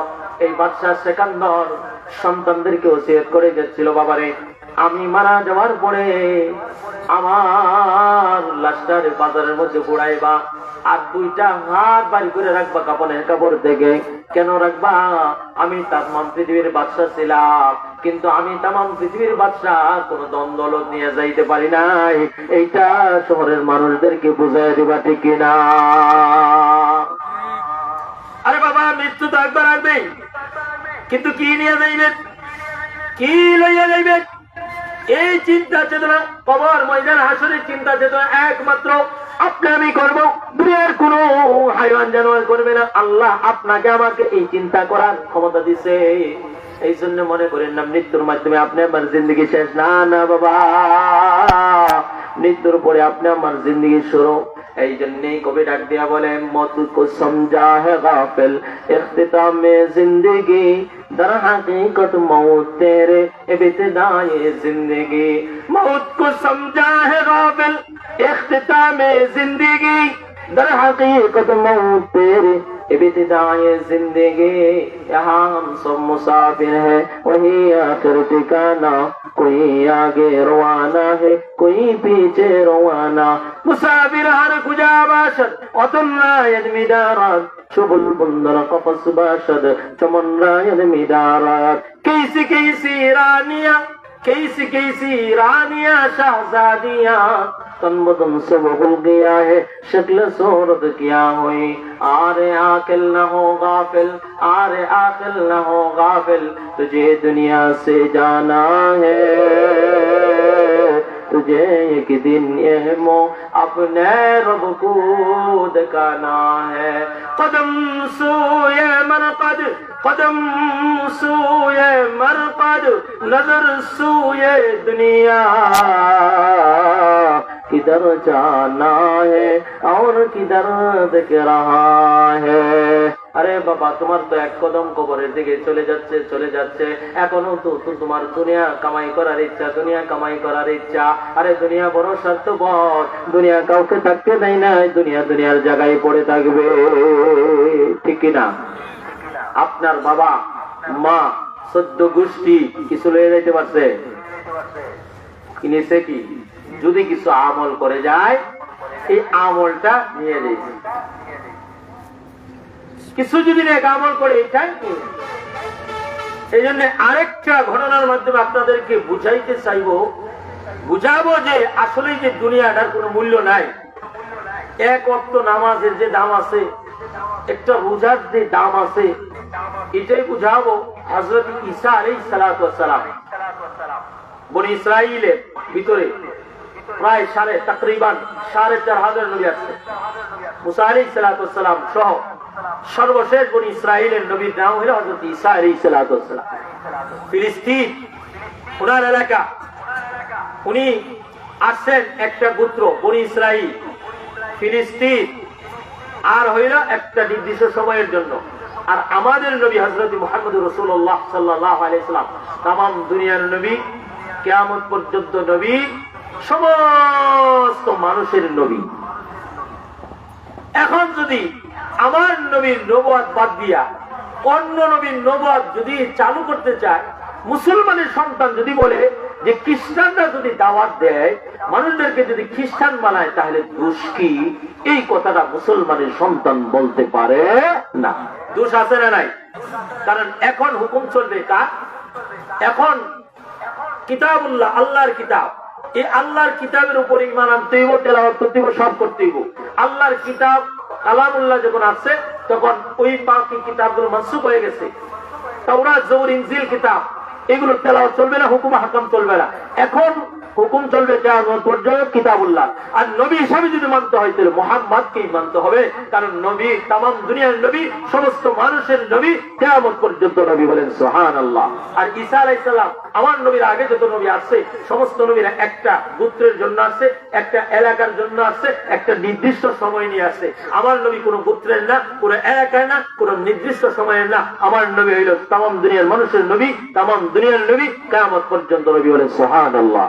তো ঈসা আলাইহিস সালাতু ওয়াস সালাম হইলেন সর্বশ্রেষ্ঠ নবী বনি ইসরাইলে। এই বনি ইসরাইলের শ্রেষ্ঠ নবী ঈসা আলাইহিস সালাতু ওয়াস সালামের সাথে এক ইহুদি সে সফরে বের হইছে। তো সফরে বের হইলে কিছু সামান নেওয়া লাগে, খাবার টাবার। তো খাবার হিসেবে নিয়েছে রুটি 3 খানা। কয় খানা? 3টা রুটি নিয়েছে। আমার আওয়াজ কি বুঝতেছে? 3টা রুটি নিয়েছে রে বাবা। সফর শুরু হয়েছে। কিছুক্ষণ সামনে গেলেন। সামনে যাওয়ার পরে তারা একটা জায়গায় বসে খিদে লাগছে, রুটি দাও। ঈসা আলাইহিস সালাতু ওয়াস সালাম বললেন। ঈসা আলাইহিস সালাতু ওয়াস সালাম এক রুটি খেলেন, ইহুদি আরেক রুটি খাইলো, 2টা রুটি দুইজনে খাইলো। পানি খেয়ে সফর শুরু করছে। সামনে সামনে চলতেছে, যাইতে যাইতে আবার খিদে লাগছে। আগে 2টা রুটি দুইজনে খাইছে, এখন একটা কিন্তু বাকি আছে। ঈসা আলাইহিস সালাতু ওয়াস সালাম ইহুদিরে বলেন, কই দি একটা রুটি বাকি আছে, দাও সেই রুটিটা দাও, আমরা দুজনে মিলে খাই। ইহুদি বলে, রুটি তো নাই। রুটি নাই বলো কি? রুটি গেল কোথায়? আমরা তো 2টা খাইলাম, আর একটা গেল কোথায় জানি না। আচ্ছা ঠিক আছে, চলো। সামনে চলতেছে, চলতে চলতে সামনে হরিণের একটা বাচ্চা পাইলেন। ঈসা আলাইহিস সালাম ডাক দিলেন, বাচ্চাটা সামনে আসলো, জবাই করলেন। সাথে সাথে গোশত বোনা হইল, গোশত খাইলেন। তারা পরিতৃপ্ত হইয়া খাওয়ার পরে আবার হরিণের বাচ্চাকে হুকুম করে বললেন, আল্লাহর হুকুমে আবার তুমি আগের মতো হয়ে যাও। হরিণের বাচ্চাটা আবার আগের মতো হইয়া জঙ্গলে চলে গেল। ঈসা আলাইহিস সালাতু ওয়াস সালাম ইহুদিরে বলতেছে, ইহুদি দেখলানি আমার ক্ষমতা, আমার মুজিজা। হরিণের বাচ্চা আসলো, সাথে সাথে জবাই হইলো, গোশত বোনা হইলো, খাইলাম, আবার জঙ্গলে চলে গেল আগের মতো। তাইলে আমার মুজিজা দেখলানি? বলো রুটি কোথায়? জানি না। একই কথা। ঠিক আছে চলো। সামনে চলতে চলতে একটা নদী পেলেন। নদীতে নৌকা নেই, মাঝি নাই, মাল্লা নেই, কেউ নাই, পার হবেন কি দিয়া? ঈসা আলাইহিস সালাতু ওয়াস সালাম ইহুদিকে বললেন, হাত ধরো, আমার হাত ধরো। ঈসা আলাইহিস সালাতু ওয়াস সালাম ইহুদিকে নিয়ে পানির উপর দিয়ে চলে গেছে। বলেন সুবহানাল্লাহ। পানির উপর দিয়ে যাওয়ার পার হইয়া পরে দেখলাম আমার মুজিজা। আল্লাহ তাআলা বিশেষ কিছু মুজিজা দান করেছিলেন, কোরআনে আসছে। ঈসা আলাইহিস সালাতু ওয়াস সালামকে অন্ধ মানুষের চোখে যদি হাত বুলাইয়া দিতেন, অন্ধগলা চক্ষু ফেলে দিত। বলেন সুবহানাল্লাহ। সে তো রূপ পুরা শরীর সাদা, হাতটা যদি বুলাইয়া দিতেন তাহলে সাদা রং কালো হয়ে যেত, এরকম সুন্দর হয়ে যাইত। এরকম 10টা 1000 বছরের কবর সেখানে দিয়ে কুম্বিদিল্লাহ, আল্লাহর অনুমতি, কুম্বিদিল্লাহ তুমি দাঁড়ায় যাও। ঠিক 1000 বছরের পুরাতন কবর থেকে মানুষটা বের হয়ে আসতে বলেন সুবহানাল্লাহ। এমন মুজিজা ঈসা আলাইহিস সালামকে দিলেন। ঈসা আলাইহিস সালাম বললেন, দেখো এই যে পানির উপর দিয়ে হাইটা চলে আসলাম, আমরা নদীর গর্ভে যাই নাই, পানির ভিতরে আমরা চলে যাই নাই, আমার মুজিজা দেখলা বলে রুটি কোথায় জানি না, কথা একটাই জানি না। ঠিক আছে চলো। সামনে চললেন, কিছুক্ষণ গেলেন, যাওয়ার পরে কিছু বালি জমা করলেন। কিছু বালি জমা কইরা বললেন, আল্লাহ এইগুলোর স্বর্ণ বানায় দাও। স্বর্ণ বানায় দিলেন। এই স্বর্ণগুলোকে 3 ভাগে ভাগ করলেন। কয় ভাগে? 3 ভাগে ভাগ করলেন। 3 ভাগে ভাগ করে একটা হইল ঈসা আলাইহিস সালাম নিলেন, যে একটা আমার, আরেকটা হইল তোমার। ওই আরেকটা ভাগ যেটা আছে, যে রুটি খাইছে সেটা হলো তার। ইহুদি এখন স্বর্ণের লোভে পড়ে সত্য কথা বের হয়েছে, সত্য কথা বলে দিয়েছে। আল্লাহর নবী, ওই রুটিটা আমি খাইছি, কিন্তু এতক্ষণ বলি নাই, এখন সত্য কথা বললাম, তাইলে স্বর্ণটা আমারে দেন। ঈসা আলাইহিস সালাম বললেন, যাও যাও, এতক্ষণ পরে যখন সত্য কথা বললা, শুধু এইটা নয়, তোমার অংশ আর ওই যে রুটি অতিরিক্ত পাইলা সেই অংশ আর আমার, 3টা নিয়ে যাও। নাই, তুমি তোমার পথে যাও, আমি আমার পথে যাই। ঈসা আলাইহিস সালাম চলে গেলেন। ঘটনাক্রমে 2 জন লোক এই ঘটনা দেখলো। হায় হায়, এক ব্যক্তির কাছে কয়েক কেজি স্বর্ণ একা একা নিয়ে যাবে, না না হয় না, দেওয়া যায় না। তাহলে কি করা যায়? 2 জন লোক পরামর্শ করলো, তাহলে আমরা 2 জনে ওই লোকটাকে মেরে স্বর্ণগুলো সব নিয়ে যাব। ঠিক তাই পরামর্শ অনুযায়ী আসছে। আয়েশা 2 জনে মাইর শুরু করে দিয়েছে, উত্তম মাধ্যম দেওয়া শুরু করছে। ওই লোক বলে, ভাই মারিস না, মাইরে লাভ নাই, আমরা একটা সন্ধিতে আছি, একটা মিলের ভিতরে আসি, তাহলে এই স্বর্ণগুলো 3 জনে ভাগ করে নিই। ঠিক আছে, তাহলে তা করা যায়। 3 জনে ভাগ করে নিয়ে যায়। 3 জনে ভাগ করলো। 3টা ভাগ করার পরে দেখা যায় যে তাদের ভিতরে আবার খিদা লাগছে। এখন পরামর্শ করছে, তাহলে আমরা যেহেতু খিদা লাগছে, খানা খাইয়া নিই। 2 জন লোক স্বর্ণের কাছে বসে রয়েছে। একজনকে বাড়াইয়ের বাজারে, ভাই তুমি খাবার নিয়ে আসো, খিদা লাগছে, যাও বুঝি 3 জনে মিলে খাবার খাই। ওই লোক বাজারে যাচ্ছে, আর টেনশন, হায় হায়, এত স্বর্ণ, এত টাকা লয়ে যাইব, না না, হতে পারে না। টেনশন, তার চিন্তা আসছে। এই দিক দিয়ে 2 জন লোক, তারাও চিন্তা করতেছে কি করা যায়, এই স্বর্ণের ভাগ তারা দেওয়া যায় না, না না, 2 জনে কেমনে নেওয়া যায়। ওই চিন্তা কইরা তারা সিদ্ধান্ত করলো যে এই লোকটা খাবার নিয়ে আসার সাথে সাথে আমরা 2 জনে মাইরে মারবো, মাইরে আমরা স্বর্ণগুলি নিয়ে যাব। ঠিক তাদের কথা অনুযায়ী সেই কাম করলো। ওই দিক দিয়ে ওই লোকটা খাবার কিনছে, রুটি, চিন্তা করছে, হাই হাই, সব স্বর্ণ লয়ে যাবো, না না, হতে পারে না, খাবারের মধ্যে আমি রুটির মধ্যে বিষ মিশ্রিত করে নিয়ে যাই, বিষ খাইয়া, বিষের রুটি খাইয়া তারা মারা যাবে, আমি একলাই স্বর্ণ নিয়ে যাব। ওই লোক করলো ওই চিন্তা, আর ওই 2 জন করছে এই চিন্তা। ঠিক ওই লোকটা খাবার নিয়ে আসার সাথে সাথে তারা 2 জন ধরে মেরে ফেলছে। আবার ওই লোক বিষ মিশ্রিত রুটি খাবার নিয়ে আসছে, নিয়ে আসার কারণে ওই লোক খাইলো, ওর 2 জন খাইলো, 2 জন খাইয়া ওরাও মারা গেল। এখন বলেন 3 জনেই মারা গেল। স্বর্ণ জায়গা পড়ে রয়েছে, দুনিয়ার জায়গা পড়ে রয়েছে, কথাটি কিনা? তাই দুনিয়ার জায়গা পড়ে থাকবে রে বাবা। ও যুবক ভাই, এই যৌবনকাল আল্লাহর দেওয়া দান। এই যৌবনকাল পার্কে ব্যায়াম হয়, কত জায়গায় কক্সবাজার ব্যায়াম হয়। এই যৌবন দিয়া তোমার ভাই, তোমার নেতা লাভবান, তোমার মা, তোমার বাবা লাভবান, তোমার স্ত্রী লাভবান, কিন্তু যৌবন দিয়া তুমি আল্লাহর ঘরে যাইতে পারো নাই। এই জন্য হাদিস শরীফে আসছে, বুখারীর বর্ণনায় আসছে, আবু হুরায়রা রাদিয়াল্লাহু তাআলা আনহু বলেন, এই আসমানের নিচে আল্লাহর আরশের নিচে 7 শ্রেণীর লোকদেরকে আল্লাহ তাআলা আরশের নিচে ছায়া দিবে। এর ভিতরে এক দল হবে ওই যুবক যারা যৌবনকালে আল্লাহর বলে নাই, বলেন সুবহানাল্লাহ। শাবুন নাশা ফি ইবাদাতিল্লাহ, আল্লাহ তাআলা ওই সমস্ত যুবক যারা যৌবনকাল আল্লাহর বলে নাই,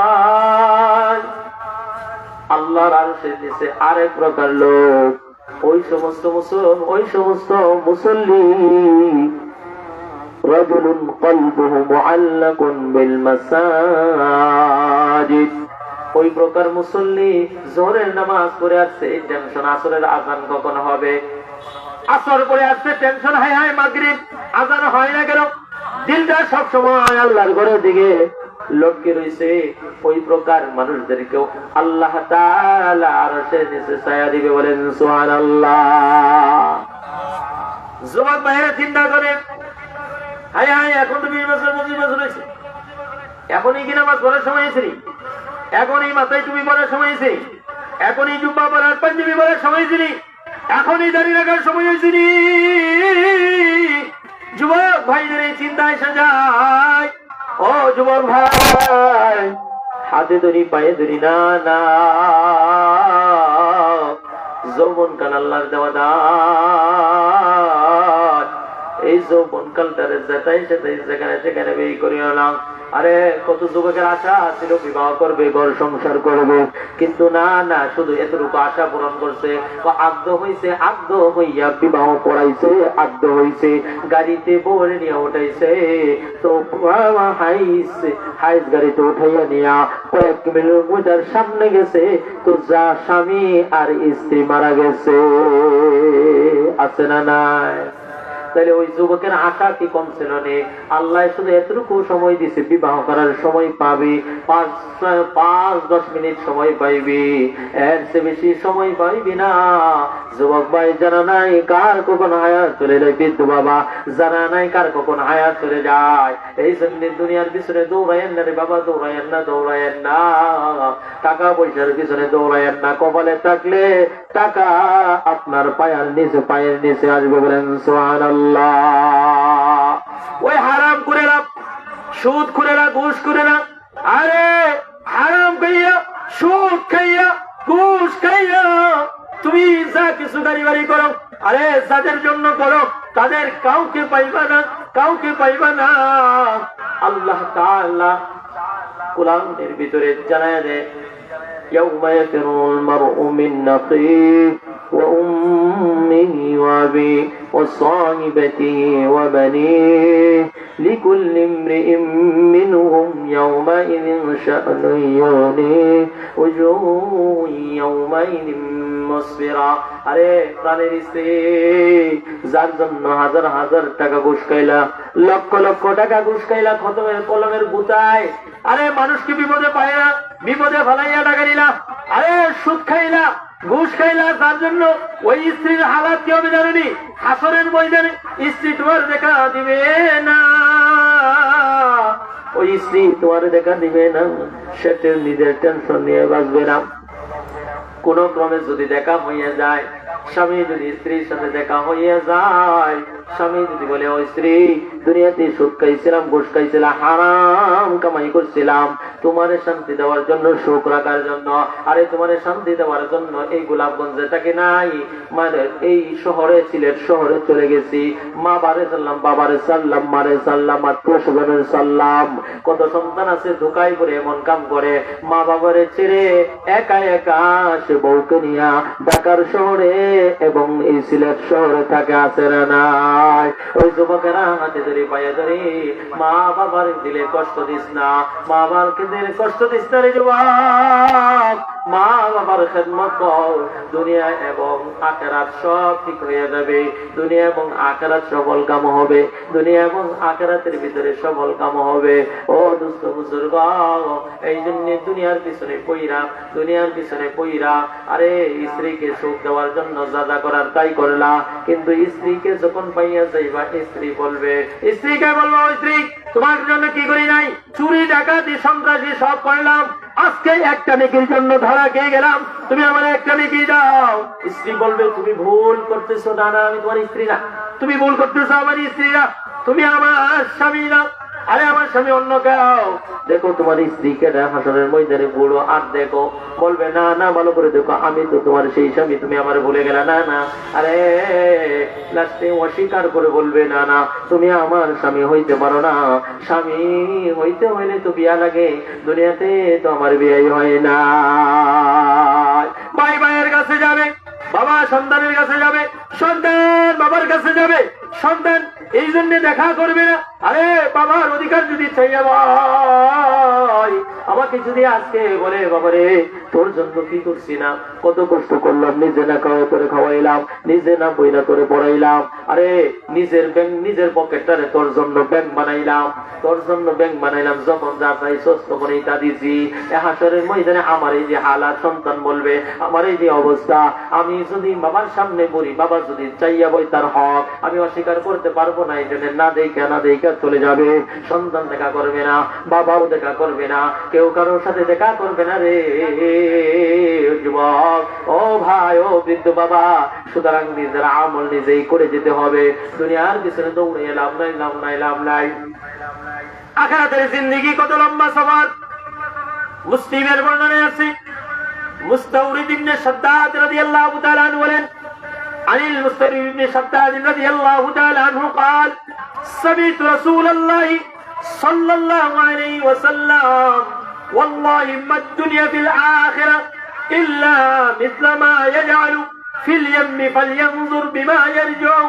মুস্তাওরিদ ইবনে শাদ্দাদ রাদিয়াল্লাহু তাআলা বলেন, আল্লাহর নবীর পবিত্র জবান থেকে শুনেছি, আল্লাহর নবী বর্ণনা করেন, আল্লাহর কসম করে বলে, ওরে উম্মত, দুনিয়ার হায়াত আর আখিরাতের হায়াতের হিসাবটা একটু মেলাও।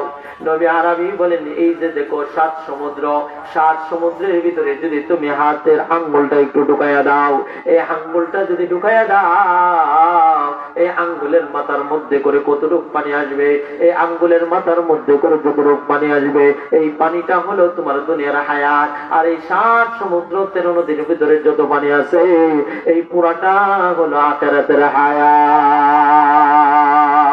বলেন সুবহানাল্লাহ। তাহলে আখিরাতের সফর লম্বা সফর কিনা? এই জন্য বাদশাহ হারুনুর রশিদ, আল্লাহর বাদশাহ, তার কাছে একটা পাগল ছিল, আল্লাহর পাগল। কিসের পাগল? দুনিয়ার পাগল না, টাকা পয়সার পাগল না, আল্লাহর পাগল, আল্লাহর প্রেমিক। সেই বাদশাহ হারুনুর রশিদ একদিন তার লাঠিটা বালুল মাজুর এই আল্লাহর পাগলকে দিলেন। ওই পাগল, এই লাঠি দিলাম, এই লাঠিতে তুই নে, ওই লাঠি তারই দিবি যে এই দুনিয়ার মধ্যে সবচেয়ে বড় আহমদ, সবচেয়ে বড় বুকা, তারে তুই এই লাঠি দিবি। কিছুদিন পরে বাহলুল মাজুব ওই পাগলা লাঠি দিয়া দিলেন বাদশাহ হারুনুর রশিদকে। বাদশাহ হারুনুর রশিদকে লাঠি দিলেন। বাদশাহ হারুনুর রশিদ বলে, ঘটনা কি? আমি বললাম, এই পৃথিবীর মধ্যে সবচেয়ে বড় আহমদ, সবচেয়ে বড় বুকা যে, ওর এই লাঠি দিবি, তুই আমার বিরুদ্ধে দিলি, কারণটা কি? বাহলুল মাজুব পাগলা, আল্লাহর পাগল বলে, আরে আমি তো তামাম পৃথিবীর ভিতরে খুঁজা দেখলাম, বাদশাহ আপনার যে আহমক, আপনার যে বোকা দুনিয়াতে আর কেউ নেই। বলেন সুবহানাল্লাহ। কারণ আপনি 3 দিনের সফরে বের হইবেন, 3 দিনের সফরে বের হইবেন, প্রস্তুতি হলে 1 সপ্তাহ যাব, সফর 3 দিন, কিন্তু প্রস্তুতি হইল 1 সপ্তাহ। তো 3 দিনের সফরের জন্য প্রস্তুতি যদি 1 সপ্তাহ হয়, আখিরাতের সফর শুরু হবে, শেষ হবে না। আখিরাতের সফর শুরু হবে শেষ হবে না, সেই সফরের জন্য প্রস্তুতি কেমন দরকার। তাই আমি চিন্তা করে দেখলাম 3 দিনের সফরের জন্য যদি প্রস্তুতি 6 দিন হয়, তাহলে দুনিয়ার মধ্যে আপনার চেয়ে বড় আহমদ কেউ নেই, বলেন সুবহানাল্লাহ। কারণ আখিরাতের সফর শুরু হবে বাবা, শেষ হবে না। এই জন্য উলামায়ে কেরাম বলেন, তাম দুনিয়াটা যদি সরিষার দানা দিয়া পড়ে দেওয়া হয়, তাম দুনিয়া সরিষার দানা দিয়া 1 বছর পর পর যদি কবুতরে একটা দানা নিয়ে যায়, 1 বছর পর পর প্রত্যেক দিন না রে বাবা, তো সারা সরিষার দানা এরকম এরকম বড় নাকি? সরিষার দানা কতটুকু বড়? তাম দুনিয়া যদি পড়ে দেওয়া হয়, 1 বছর পর পর যদি কবুতরে একটা দানা নিয়ে যায় খেয়ে ফেলে, উলামায়ে কেরাম বলেন এই তাম পৃথিবীর সরিষার দানা কোনো না কোনো দিন শেষ হয়ে যাবে, কিন্তু আখিরাতের সফর শুরু হবে শেষ হবে না, শেষ হবে না রে বাবা। ও বাবা, ও যুবক ভাই, ও গোপালগঞ্জ গোলাপগঞ্জের মা ও বোনেরা, তাহলে আখিরাতের জন্য কতটুকু চিন্তা করা দরকার আছে, আখিরাতের জন্য কতটুকু ফিকির করা দরকার। অথচ আখিরাতের ফিকির আর টেনশন আমার ভিতরে নাই। 500 টাকা যদি হারায় যায়, তাহলে যে পরিমাণের কষ্ট লাগে, 5 দিন নামাজ না পড়লেও কষ্ট লাগে না, কথা ঠিক না বলি? 5 দিন পরে না। এই জন্য কিছু নামাজি হইল, কিছু নামাজি হইল হাটের নামাজি, কিছু নামাজি হইল খাটের নামাজি, কিছু নামাজি হইল 360-এর নামাজি। তাই হাটের নামাজি কারা? এক জুমা থেকে আরেক জুমা, জুমা টু জুমা, আর সারা সপ্তাহ তাদের খুঁজে পাওয়া যায় না, এরা হইল হাটের নামাজি। খাটের নামাজি হইল কারা? ওই খাটের নামাজি হইল মা বাবা মারা গেছে, শ্বশুর শাশুড়ি আত্মীয় স্বজন মারা গেছে, যদি না আসে কইব শালার জামাই কত খারাপ দেখছো নি, জীবনে কি কম খাওয়াইছি নি, কম দিলাম নি, কিন্তু জানাজায় আসলো না। জানাজায় শরীক হয় 100 কিলোমিটার দূর থেকে, কিন্তু ফরজে আইন নামাজ ঘরের পাশে বসে সেখানে শরীক হয় না। তাহলে এরা হইল খাটের নামাজি। আর 360-এর নামাজি হইল ঈদের নামাজি। 2 ঈদে দেখা যায় আর দেখা যায় না, এমন মুসল্লি আছে না নাই? তাহলে হাটের নামাজি খাটের নামাজি 360-এর নামাজি হইল না, আসল হাকিকতে নামাজি হন রে বাবা। নামাজ এমন আমল, নবী আরবি হাদিসে বর্ণনা করেন, আবু হুরায়রা বর্ণনা করেন, নবী হুরায়রা রাদিয়াল্লাহু তাআলা আনহু قال قال رسول الله صلى الله عليه وسلم أرأيت لو أن نهرا بباب أحدكم يغتسل فيه كل يوم 5 مرة هل يبقى من درنه شيء؟ قالوا لا يبقى من درنه شيء। নবী আরবি সাল্লাল্লাহু আলাইহি সাল্লাম বলেন, হে ও সাহাবীরা শুনো রে, কারো ঘরের সামনে যদি নদী থাকে, দৈনিক যদি 5 বেলা গোসল করে, তার মধ্যে ময়লা থাকবে না? না, 1 বেলা গোসল করলে ময়লা থাকে না। 5 বেলা করলে তো ময়লা থাকে না। নবী বলেন 5 বেলা নামাজ পড়লে ওই লোকটার ভিতরে কোনো গুনাহ থাকে না, বলেন সুবহানাল্লাহ। আরে গুনার ভয় ছিল আবু বকরের কাছে, আরে কবরের ভয় ছিল উসমানের কাছে। উসমান রাদিয়াল্লাহু তাআলা হাদিসের ভিতরে আছে, আর উসমান রাদিয়াল্লাহু তাআলা قال انه كان وقف على قبر بكى حتى يبل لحيته। আল্লাহ নবীর সাহাবী উসমান এমন সাহাবী, নবী 10 জন সাহাবীর ব্যাপারে বলছেন, আবু বকর ফিল জান্নাহ, ওমর ফিল জান্নাহ, উসমান ফিল জান্নাহ, আলী ফিল জান্নাহ। ওইরকম 10 জন সাহাবীকে নবী আলাইহিস সালাতু ওয়াসালাম দুনিয়াতে থাকতেই তারে জান্নাতের সার্টিফিকেট দিয়েছে, কিন্তু জান্নাতের সার্টিফিকেট তো সাহাবী ওসমান কবর দেখলে পড়ে এত পরিমাণের কাতর বাবা। ও হাত্তা ইয়াবুল্লা লিহিয়াতুহু, তার দাড়ি মুবারক ভিজে যেত, চক্ষু দিয়ে গাল বাইয়া পানি পড়তো, তো দাড়ি মুবারক পর্যন্ত ভিজে যেত। কিলা তাসকুলুল জান্নাত ওয়ান নার। কোন সাহাবী বলে, ও আল্লাহর সাহাবী ওসমান, আপনার সামনে জান্নাতের আলোচনা করা হয়, জাহান্নামের আলোচনা করা হয়, কিন্তু আপনি তো কাঁদেন না। ওই যে কবর, কবর দেখলে তো কাঁদেন কেন, আপনি তো কাঁদেন কেন? তিনি বলেন, আল্লাহর নবী বলেন, কালান নবী সাল্লাল্লাহু আলাইহি সাল্লাম, ইন্নাল কবর আউয়ালু মানজিলিন মিন মানাজিলিল আখিরাহ فمن نجا منه فما بعده أيسر ومن لم ينجو منه لم ينجو فما بعده أشد منه আল্লাহর নবীর জবান থেকে শুনেছি রে সাহাবী শুন আল্লাহর নবী বর্ণনা করেছেন এই যে কবর হাসর মিজান ফুলসিরাত এই যে 4-5টা ঘাটি আছে এই ঘাটির ভিতরে প্রথম ঘাটি হলো কবর এই কবর কে যদি বেঁচে যায় হাসর মিজান ফুলসিরাতেও বেঁচে যাবে এই কবরে যদি কেউ আটকে যায় তাহলে সবগুলোর মধ্যে আটকে যাবে বলেন সুবহানাল্লাহ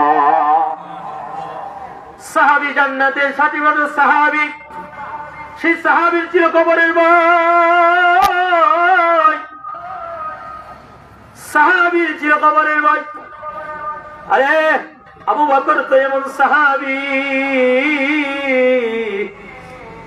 আবু বকর কুকুর দেখলে পড়ে কুকুরের দিকে তাকায় বলতো রে কুকুর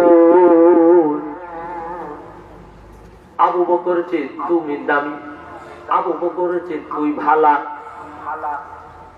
যদি আবু বকর হাসরের ময়দানে নাজাত না পায় মুক্তি না পায় আর যদি হাসরের ময়দানে আবু বকর মুক্তি পেয়ে যায় তাহলে আবু বকর তোর সেবালা আর যদি আবু বকর মাপ না পায় কারণ আবু বকরের তো বিচার আছে বাবা আপনি আমার বিচার আছে না নাই আবু বকরের বিচার আছে এই জন্য আবু বকর কুকুর দেখলে কান্দে গাছের পাতার দিকে বলতেন লোক কুন্দু একা আবু বকর বলতেন আল্লাহ আবু বকর কেন বলেই না আবু বকর তো এমন সাহাবী জান্নাত 8টা জান্নাতের 8 দরজা নামাজের দরজা দিয়ে আবু বকরকে ডাকবে রোজার দরজা দিয়ে ডাকবে সদকা দান খয়রাতের দরজা দিয়ে আবু বকরকে ডাকবে কারণ রোজার দরজা বলবে হারে এই রোজার দরজা দিয়ে যদি আবু বকর ঢুকে তাহলে আমি ধন্য নামাজের দরজা দিয়ে আবু বকর ঢুকলে আমি ধন্য এমন সাহাবী আবু বকর গাছের পাতার দিকে তাকায় বলতো লাউ কুনতু ওয়ালাকা আরে আবু বকর তোরে তো আল্লাহ বানাইছে তোর তো হিসাব আছে তুই যদি হাসরের ময়দানে আটকে যাস তাহলে গাছের পাতার দাম আছে তোর দাম নাই আবু বকর বলতেন আমাকে আবু বকর না বানায় গাছের পাতা বানাইতা তাহলে মানুষ পুরাইয়া দিত আরে গরু ছাগলে খেয়ে ফেলতো শেষ হয়ে যাইত কিন্তু আবু বকর তোর তো হিসাব আছে রবের সামনে তোর দাঁড়াইতে হবে এই জন্য আপনি আমার রব আদর করে মায়া করে ডাক দিয়া বলে রব রে ভয় কর রবকে ভয় করে জিন্দগি যাপন কর দুনিয়াতে তাহলে ভয় করে চললে রব তোর জন্য জান্নাত রাইগা দিতে বলেন সুবহানাল্লাহ وأما من خاف مقام ربه ونهى النفس عن الهوى فإن الجنة هي المأوى বলেন আল্লাহু আকবার রব জানে এই ময়দানে মাশরে রবের সামনে দাঁড়ানোটাকে যে ভয় করে আর ভয়টা নিয়ে দুনিয়াতে চলে নিজের মন মতো চলে না যেখানে সেখানে যাই তাই করে না কোরআন হাদিস অনুযায়ী জিন্দেগি যাপন করে রবের হুকুম মতো জিন্দেগি যাপন করে রবের ভয় নিয়ে যদি চলে তাহলে মব আপনাকে জানায় দেয় আপনার জন্য রব জান্নাত ঠিকানা বানায় রাখছে বলেন সুবহানাল্লাহ हर किदार खौफ अक़दर दिल मदम हर किदार खौफ अक़दर दिल मदम जन्नतुल मअवा दहर और मक़म जन्नतुल मअवा दहर और मक़म अल्लाहर भय নিয়া দুনিয়াতে যে দিলটা চলবে ও আল্লাহর বান্দা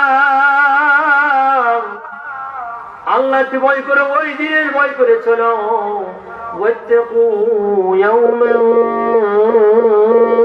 তুরজাউন ফীহি ইলাল্লাহ ثم توفى كل نفس ما كسبت وهم لا يظلمون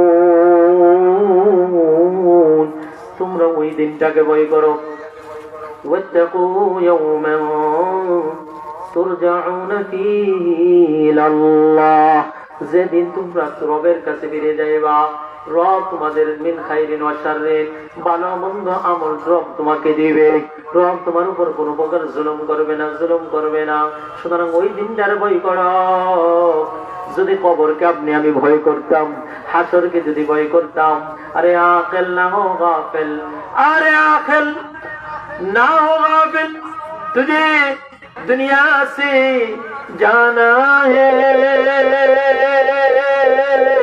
तुझे एक दिन ये रब को दिखाना है। अरे आखिर তুমি আখিরাতের ব্যাপারে গাফিল হইও না। আল্লাহ তাআলা আপনি আমার রব জায়গায় জায়গায় ডাক দিয়ে বলে, ইয়া আইয়ুহাল ইনসান মা গররাকা বিরাব্বিকাল কারীম الذي خلقك فسواك فعدلك في أي صورة ما شاء ركبك. بلن الله أكبر. رابطك ولك يا أيها الإنسان ما غرك بربك الكريم. কোন জিনিস তোমার রবের ব্যাপারে তোমার ধোকার মধ্যে বেড়ে দিছে? কোন জিনিস তোমার রবের ব্যাপারে? রব তোরে কত সুন্দর করে বানাইলো, রব তোরে তোর আদর করে বানাইলো, রব তোরে আসমান দিল, জমিন দিল, চন্দ্র দিল, সূর্য দিল, রব তোরে সব কিছু দিল। আরে তোরে বানাইছে রবের ইবাদতের জন্য। ওয়া খালাকতুল জিন্না ওয়াল ইনসা ইল্লা লিয়াবুদুন। রব বলে দিয়েছেন শুধুমাত্র কেবলমাত্র একমাত্র আমি রব তোর বানাইলাম আমার ইবাদতের জন্য। রব আল্লাহর নবীকে জানায় দিলেন, ও আল্লাহর নবী আপনার উম্মতরে জানায় দেন, আমি জানাই দিলাম রব যে আমার ইবাদত করবে, আপনি আপনার উম্মতরে জানায় দেন ইন্নামাদ দুনিয়া খুলিকাত লাকুম ওয়া খুলিকতুম লিল আখিরাহ। আপনি জানায় দেন রব আমাকে জানায় দিয়েছে যে তোমরা আপনাকে আল্লাহ আখিরাতের জন্য বানাইছে, দুনিয়ার জন্য বানাই নাই, আখিরাতের জন্য বানাইছে। আর तमाम দুনিয়া যা কিছু আছে রব তোমাদের জন্য, আমাদের জন্য সব কিছুকে রব আমার আপনার গোলাম বানায় দিয়েছে। বলেন সুবহানাল্লাহ। আসমান কার গোলাম? আমার গোলাম। বলেন কার গোলাম? জমিন কার গোলাম? এই যে জমিন বসে রয়েছে এই জমিন কার গোলাম? পাহাড় আপনার গোলাম, আসমান আমার গোলাম, চন্দ্র আমার গোলাম, সূর্য আমার গোলাম, যা কিছু দেখি না দেখি সব হইল আমার গোলাম, আর আমি হইলাম আল্লাহর গোলাম। আমি কার গোলাম? আর সব কার গোলাম? আমার গোলাম। নবী আরবি হাদিসে বললেন, হাদিস ইন্নামাদ দুনিয়া খুলিকাত লাকুম ওয়া খুলিকতুম লিল আখিরাহ। এই যে দুষ্ট বুজুর্গ দুনিয়ার পিছনে পড়ে নেমাজ ছাড়তেছো। আরে যুবক ভাইরা চিন্তা করো যে এখনই সময় হয় নাই, 20 বছর হয়েছে। আরে যুবকরা তোমরা কি আল্লাহর কাছ থেকে সময়, আল্লাহর কাছ থেকে কি কন্টাক্ট হয়েছে নাকি এরকম যে যুবক তুমি আরো 20 বছর বাঁচবা, আরো 30 বছর বাঁচবা? ও বৃদ্ধ বাবা এখনো বয়স হয় নাই দাড়ি রাখা, এখনো কি সময় হয় নাই নামাজ পড়ার, এখনো কি পাঞ্জাবি টুপি পরার সময় হয় নাই? কবে হবে? 40 বছর তো হয়ে গেছে। কদম সোয়ে মারকাদ, কদম সোয়ে মারকাদ, নজর সোয়ে দুনিয়া, কিধর জানা হ্যায় और किधर देख रहा है, किधर जाना है और किधर देख रहा है। কবরের দিকে তো পা বাড়াচ্ছ, তাইলে বৃদ্ধ বাবা তোমারও 70 বছর 50 বছর হলে এখনো নামাজ পড়লে পড়ো না পড়লে নাই। যুবক ভাই তুমিও চিন্তা করো। আরে আল্লাহর নবী আলী রাদিয়াল্লাহু তাআলা বলেন, আলী রে আচ্ছা মৃত্যুকে কতটুকু দূরে মনে করো? বলো কতটুকু দূরে?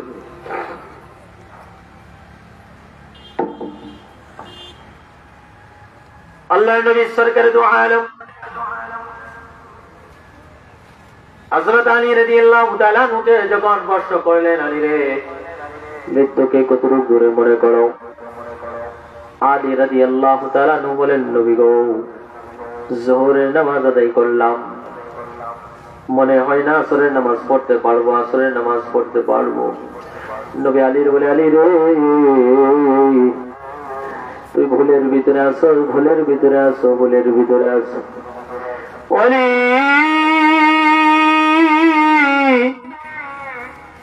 কিভাবে এই ধারণা তোমার ভিতরে আসলো? দীর্ঘ 3 থেকে 4 ঘন্টা সময় পাইবারে কত আল্লাহর বান্দা কথার মধ্যে চলে গেছে। আরে স্বামী স্ত্রী কথা কইতেছে, তো স্বামী ডলে পড়ে গেছে। চা খাইতেছে কত আল্লাহর বান্দা, হাত থেকে চা পড়ে গেছে। দুনিয়ার বান্দা, দুনিয়ার থেকে আল্লাহর বান্দাও চলে গেছে। তাহলে কিভাবে তুমি ধারণা করলা এত লম্বা সময় পাইবা? আলী নবীকে, নবী আলীকে বলে, আলী রে, ধারণা তো এইটা করার দরকার ছিল, এইটা দরকার ছিল যে নবী গো আসসালামু আলাইকুম বইলা ডান দিকে সালাম ফিরাইলাম, সেই ক্ষমতা আমার নাই, এতটুকু সময় আমার নাই যে আমি মনে হয় বাম দিকে সালাম ফিরাইতে পারবো। বলেন সুবহানাল্লাহ। মনে হয় না আমি বাম দিকে সালাম ফিরাইতে পারবো। আরে রে, ওইটাই তো কথা হওয়ার দরকার ছিল দীর্ঘ সময়। তাহলে এখনো যারা বাবারা, এখনো যুবক ভাইয়েরা, গোলাপগঞ্জের মা ও বোনেরা চিন্তা করে, না না, আরে এখন তো কেবলমাত্র বিয়া হয়ে আসছে, কেবলমাত্র বিয়া হয়ে আসছে, এখনই কি নামাজ পড়বো, কোরআন তেলাওয়াত করবো, কিছুদিন যাক না, সন্তানের হোক, কিছু বয়স হোক, পরে পড়বো রে, এখনই কি টুপি পরবো, পাঞ্জাবি পরবো, এখনই মুরব্বী হয়ে যাব নাকি, এখনই হুজুর হয়ে যাব নাকি, মোল্লা হয়ে যাব নাকি? যুবক ভাইদের এই ধারণা আছে। ও যুবক ভাই রে, তোমার হাতে ধরে পায়ে ধরি, এই ধারণা তোমার ভুল। আগামীকাল তুমি নামাজ পড়তে পারবা, এখান থেকে যে উইটা যাইতে পারবেন এই গ্যারান্টি কেউ দিতে পারবেন না। একটা মানুষ এই গ্যারান্টি দিতে পারবেন না যে হুজুর এই মজমা থেকে এখন আমি উইটা যাইতে পারবো, এই গ্যারান্টি কেউ দিতে পারবে না। এই জন্য দুনিয়ার পিছনে দৌড়ায় রে ভাই, নামাজ পড়েন, নামাজ পড়লে আল্লাহ জান্নাতি দেয়, আর নামাজ না পড়লে জাহান্নামে যায়। বুখারী শরীফের, মুসলিম শরীফের হাদিস আছে। আবু হুরায়রা বলেন, দেখেন, عن ابي هريره رضي الله تعالى عنه قال قال رسول الله صلى الله عليه وسلم اذا قرأ ابن ادم السجدة فسجد اعتدل الشيطان ويقول يبقي ويقول يا ويلتا। নবী আরাবী বলেন, কোন আদম যখন সিজদার আয়াত, কোরআনের ভিতরে কিছু সিজদার আয়াত আছে, সিজদার আয়াত পরে যখন সিজদায় চলে যায়, 14টা সিজদার আয়াত আছে, এই সিজদার আয়াত পরে যখন সিজদা চলে যায়, আল্লাহর কুদরতি ভয়ে সিজদা পড়ে, তখন শয়তান কাঁদতে কাঁদতে কেঁদে কেঁদে দূরে চলে যায়, আর বলে আয় আফসোস আফসোস, উমির ইবনে আদম সিজদা, বলে আদমকে সিজদার হুকুম দেওয়া হলো, আর সিজদা করলো। উমির ইবনে আদম সিজদা ফাসাজাদা, অতঃপর সিজদা করলো, ফালাহুল জান্নাহ। নবী বলেন, বলে আদম সিজদা করে জান্নাতে চলে গেল। বলেন সুবহানাল্লাহ। ও উমিরতু বিসসুজুদ। শয়তান বলে, আমারও আল্লাহ সিজদা করার হুকুম দিছিল, আদমকে সিজদা করার হুকুম দিছিল, ফাআবাইতু, আমি অস্বীকার করেছিলাম, আমি অস্বীকার করেছিলাম। ফালিয়ান্নার, আল্লাহ তাআলা আমাকে জাহান্নাম দিয়েছে, জাহান্নাম দিয়েছে। বলেন নাউজুবিল্লাহ। তাহলে সিজদা করে বনি আদম জান্নাতে গেছে, আর শয়তান সিজদা না করে জান্নাতে গেছে। আরেকটা আমল শোনাই, দামি আমল, আমলটা যদি করেন রে বাবা, তাহলে আলেম নয়, কামার হইলেও, শ্রমিক হইলেও তার জান্নাতটা আল্লাহ তাআলা আলেমের জান্নাতের চেয়ে দামি আর সুন্দর বানায় দিতে পারে। বলেন সুবহানাল্লাহ। দামি আর সুন্দর বানায় দিতে পারি।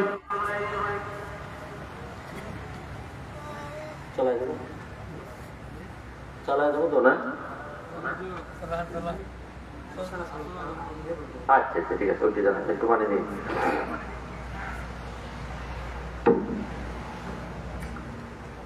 আলেমের জান্নাতের চেয়ে কামার লোক, লোকটা কিন্তু কামার, ভালো করে বুঝেন, লোকটা কামার, কিন্তু আলেমের জান্নাতের চেয়েও তার জান্নাতটা সুন্দর হয়েছে কোন আমলের কারণে? আমাদের মুহাদ্দিসদের মধ্যে কিবার একজন মুহাদ্দিসের নাম হলো আব্দুল্লাহ ইবনে মুবারক। তাবিঈদের মধ্যে অন্যতম একজন তাবিঈ আব্দুল্লাহ ইবনে মুবারক। আব্দুল্লাহ ইবনে মুবারক রাহমাতুল্লাহ আলাইহি যখন দুনিয়া থেকে চলে গেলেন, উনার সমবয়স্ক একজন আলেম স্বপ্নের ভিতরে কথা হইতেছে। স্বপ্নের ভিতরে একদিন দেখলেন যে আব্দুল্লাহ ইবনে মুবারকের সাথে কথা হইতেছে। দেখলেন যে আব্দুল্লাহ ইবনে মুবারক জান্নাতে বিচরণ করতেছে। তো আব্দুল্লাহ ইবনে মুবারককে ওই আলেম জিজ্ঞাসা করতেছে, দুনিয়াতে আমল করছে, আরে নামাজ পড়ছেন, রোজা রাখছেন, হজ করছেন, যাকাত দিয়েছেন, তাহাজ্জুদ পড়ছেন, আওয়াবিন পড়ছেন, কত কিছু পড়ছেন, তো ওই অনুযায়ী আল্লাহ জান্নাতও সুন্দর দিচ্ছে, বলেন সুবহানাল্লাহ।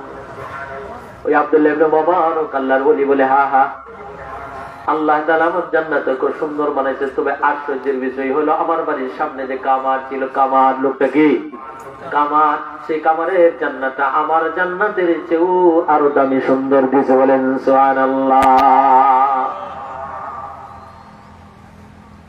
এখন ওই আলেম সকালবেলা ওই কামারের বাড়িতে চলে গেলেন। ফজরের পরে যাইয়া তার স্ত্রীকে বলতেছে, ও বোন, আপনি বলুন আপনার স্বামী এমন কি আমল করেছিল যে আমলের কারণে আব্দুল্লাহ ইবনে মুবারকের জান্নাতের তুলনায় আপনার স্বামীর জান্নাতটা আল্লাহ সুন্দর আর দামি বানাইছে, এমন কি আমল করেছিল? কারণ স্বামী কয় নাম্বার এই খবর এলাকাবাসীর কাছে না থাকলেও স্ত্রীর কাছে আসেনি নাই। স্বামীরা 1 নম্বর না 2 নম্বর, এই খবর কার কাছে আছে? স্ত্রীর কাছে আছে। তো স্ত্রী জানে স্বামীর হালাত, বলতেছে, ভাই রে, তেমন কোন আমি আমল জানি না, তবে একটা আমলের কথা আমার মনে পড়ে। আব্দুল্লাহ ইবনে মুবারকের বাড়ি ছিল আমার বাড়ির সামনে। আব্দুল্লাহ ইবনে মুবারক গরমের মৌসুমে যখন তার বাড়ির ছাদের উপরে দাঁড়িয়ে নামাজে দাঁড়িয়ে যাইতো, নফল নামাজ পড়তো, তাহাজ্জুদের নামাজ পড়তো। আর আমার স্বামী কামার দিনের বেলা গরমের কারণে লোহা পিটাইতে পারতো না, রাত্রে বেলা লোহা পিটাইতো। দিনের বেলা লোহা পিটাইতে পারতো না আমার স্বামী, রাত্রের বেলা লোহা পিটাইতো। আর আমার স্বামী আব্দুল্লাহ ইবনে মুবারকের দিকে তাকাইয়া মাঝে মাঝে কাঁদতেন আর বলতেন, আল্লাহ ও রব, আজীব তোমার বন্টন, আজীব তোমার ভাগ। কাউকে হাতুড়ি ধরাইয়া দিলাম, কাউকে হাতুড়ি দিয়া ধরাই দিলাম, লোহা পিটায় রাত্রের বেলা। আর কাউকে আলেম বানাইয়া নামাজের মধ্যে খাড়াইয়া দিলাম, খাড়া করাইয়া দিলাম, আজীব তোমার বন্টন আল্লাহ আল্লাহ। তবে এই বন্টনের ব্যাপারে আমার কোনো অভিযোগ নাই, আমার কোনো অভিযোগ নাই আল্লাহ। তবে আমারও যদি তার মাধ্যমে বানাইতা, তার মতো যদি আমাকেও বানাইতা, তাহলে আমি এমন মানুষ না, লোহা পেটাইন্য মানুষ না, আমি তো এমন মানুষ ছিলাম, আমিও নামাজের ভিতরে দাঁড়ায় যাইতাম, দাঁড়ায় দাঁড়ায় তোমার কোরআন তেলাওয়াত করতাম, তোমার সাথে কথা বলতাম। হাদিস শরীফের ভিতরে আসছে, মুসলিম শরীফের বর্ণনায় আসছে, বান্দা যখন নামাজে দাঁড়ায় যায়, দাঁড়াইয়া যখন আলহামদুলিল্লাহ রাব্বিল আলামিন, বান্দা যখন এইভাবে তেলাওয়াত করে, আল্লাহ তাআলা ওই আয়াতের জবাব দেয়, আল্লাহ বান্দার সাথে কথা বলে, বলেন সুবহানাল্লাহ। আল্লাহ জবাব দেয়, হামিদানি আবদি, আরে আমার বান্দা আমার প্রশংসা করেছে, আমার বান্দা আমার প্রশংসা করেছে। বান্দা যখন তিলাওয়াত করে, ও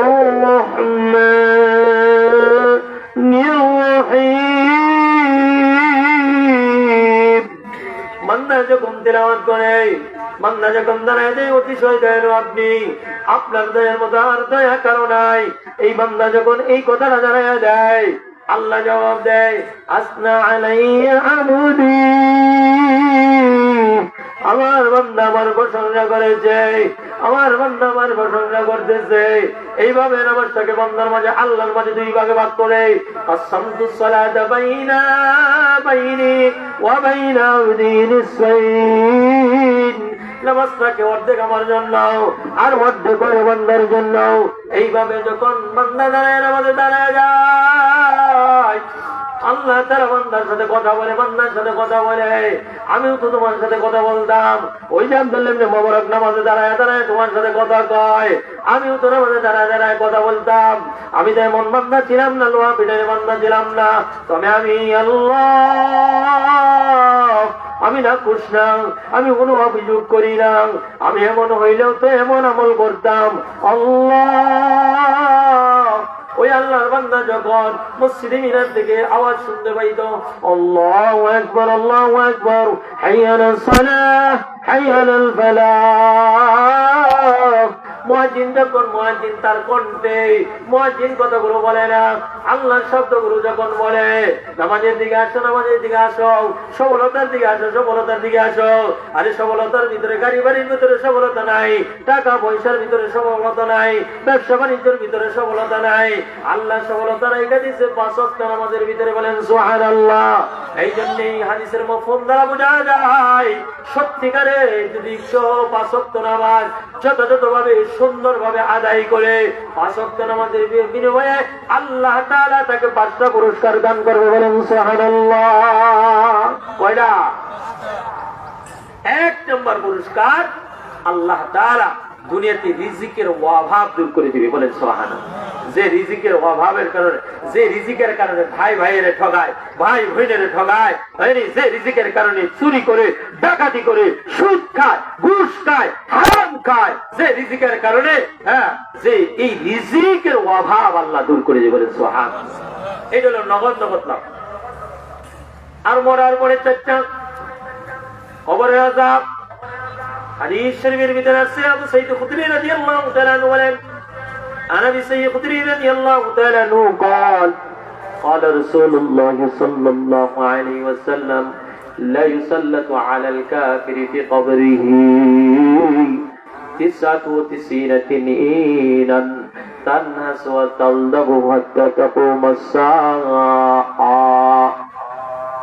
حتى تقوم الساعة ولو تنينا منها من الأرض ما أنبتت خضرا। আরে কবরের আযাব কত ভয়ঙ্কর। আবু সাঈদ খুদরি বলেন, আল্লাহর নবীর জবান থেকে শুনেছি, কাফের অথবা নাফরমানের কবরের ভিতরে 1টা নয়, 2টা নয় রে বাবা, 3টা 4টা নয় রে বাবা। যুবক ভাই, ও এলাকার মা ও বোনেরা, 99টা শব্দ হবে, 99টা। একটা সাপের বিষাক্ত কেমন হবে? নবী আরবি বলেন, মাটি ফাঁকা কইরা, ওই কবরের মাটিতে ফাঁকা কইরা যদি একটু শ্বাস যদি দুনিয়ার মধ্যে ছেড়ে দেয়, শ্বাসটা এত বিষাক্ত হবে, এত বিষাক্ত হবে। নবী বলেন, মা নবী বলেন, শ্বাসটা এত বিষাক্ত, এত বিষাক্ত, তামাম দুনিয়াটা তামা তামা হয়ে যাবে, তামাম দুনিয়াটা বিষাক্ত হয়ে যাবে। দুনিয়ার মধ্যে ফসল বলবে না, দুনিয়ার মধ্যে মানুষ বসবাস করতে পারবে না। ও যুবক ভাই, ও বৃদ্ধ বাবা, ও এলাকার মা বোনেরা, একটা সাপের বিষ যদি এত বিষাক্ত হয়, কামড় কত বিষাক্ত হবে। একটার কামড় যদি এই হয়, 2টা 3টা 4টা 10টা 15টা 20টার কত হবে রে ভাই? ও আল্লাহর বান্দা, তাহলে 93টা সাপ দেওয়া হবে। কবরের আযাব আল্লাহ মাফ করে দিবে, ডান হাতে আমল নামা দিবে। ওই যে 30,000 বছর রাস্তা বলছে রাত, এই পুলসিরাত বিজির আকারে পার করে দিবে বিনা হিসাবে আল্লাহ জান্নাতে। বলেন সুবহানাল্লাহ। ওই যে আল্লাহর বান্দা যখন মসজিদের মাইকটা আওয়াজ আসতো, হাইয়া আলাস সালাহ, হাইয়া আলাস সালাহ, আসো নামাজের দিকে আসো, সফলতার দিকে আসো, এই আওয়াজ যখন শুনতেন, আল্লাহু আকবারের আওয়াজ, ওই যে কামার এই যে পিছনের দিকে, এই যে আমার হাত দেখেন, এই যে হাতটা পিছনের দিকে যেভাবে আছে, এই হাতুড়িটা নিচে সামনে আনবে, তো এই আজানের আওয়াজ শোনার সাথে সাথে সে এই হাতটাকে, এই হাতুড়িটাকে পিছনের দিকে ফালাই দিচ্ছে। বলে সুবহানাল্লাহ। মানে এক স্বীকৃতি দিয়ে দিল যে এই আল্লাহু আকবার, আল্লাহ বড়, আল্লাহ বড়, আল্লাহর চেয়ে বড় কেউ নেই। এখন যদি এর পরেও যদি আমি আমার কাজের ভিতরে থাকি, আমি যদি আমার কাজ কর্ম করি, তাই আমার কাছে এই কর্মটা বড়। আল্লাহ আল্লাহর পরিচয় দিয়ে বরত্ব দিয়ে রাখতেছে। এখন সে ছেড়ে দিয়া দৌড়ে মসজিদে চলে যেত, মসজিদে নামাজ পড়া সে আল্লাহর কাছে কান্ত আর দোয়া করতো আর বলতো, মালিক আল্লাহ, দুনিয়ার মানুষ আমারে কামার বইলা ডাকে, আমি জানাই দিলাম আমি একজন তোমার বান্দা, আমি আমার কাজটাকে বড় মনে করি নাই, আমি নামাজে চলে এলাম, সুতরাং আমি জানাই দিলাম আমি তোমার বান্দা।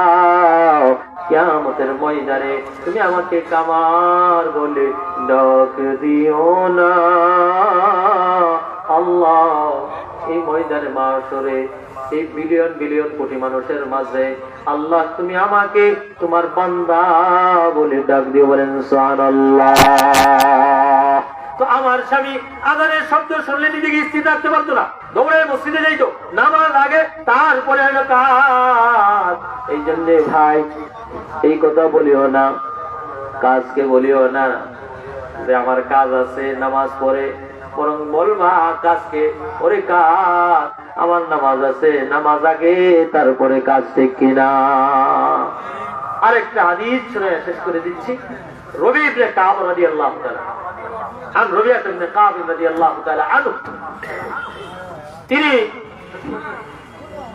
আলহামদুলিল্লাহ জি, তো মেহমান আছেন, অসংখ্য মেহমান আলহামদুলিল্লাহ। হযরত আলহামদুলিল্লাহ রাব্বিল আলামিন। রব্বানা যালামনা আনফুসানা ওয়া ইল্লাম তাগফির লানা ওয়া তারহামনা লানাকুনান্না মিনাল খাসিরিন। ربنا آتنا في الدنيا حسنة وفي الآخرة حسنة وقنا عذاب النار। يا رب كريم مجيد।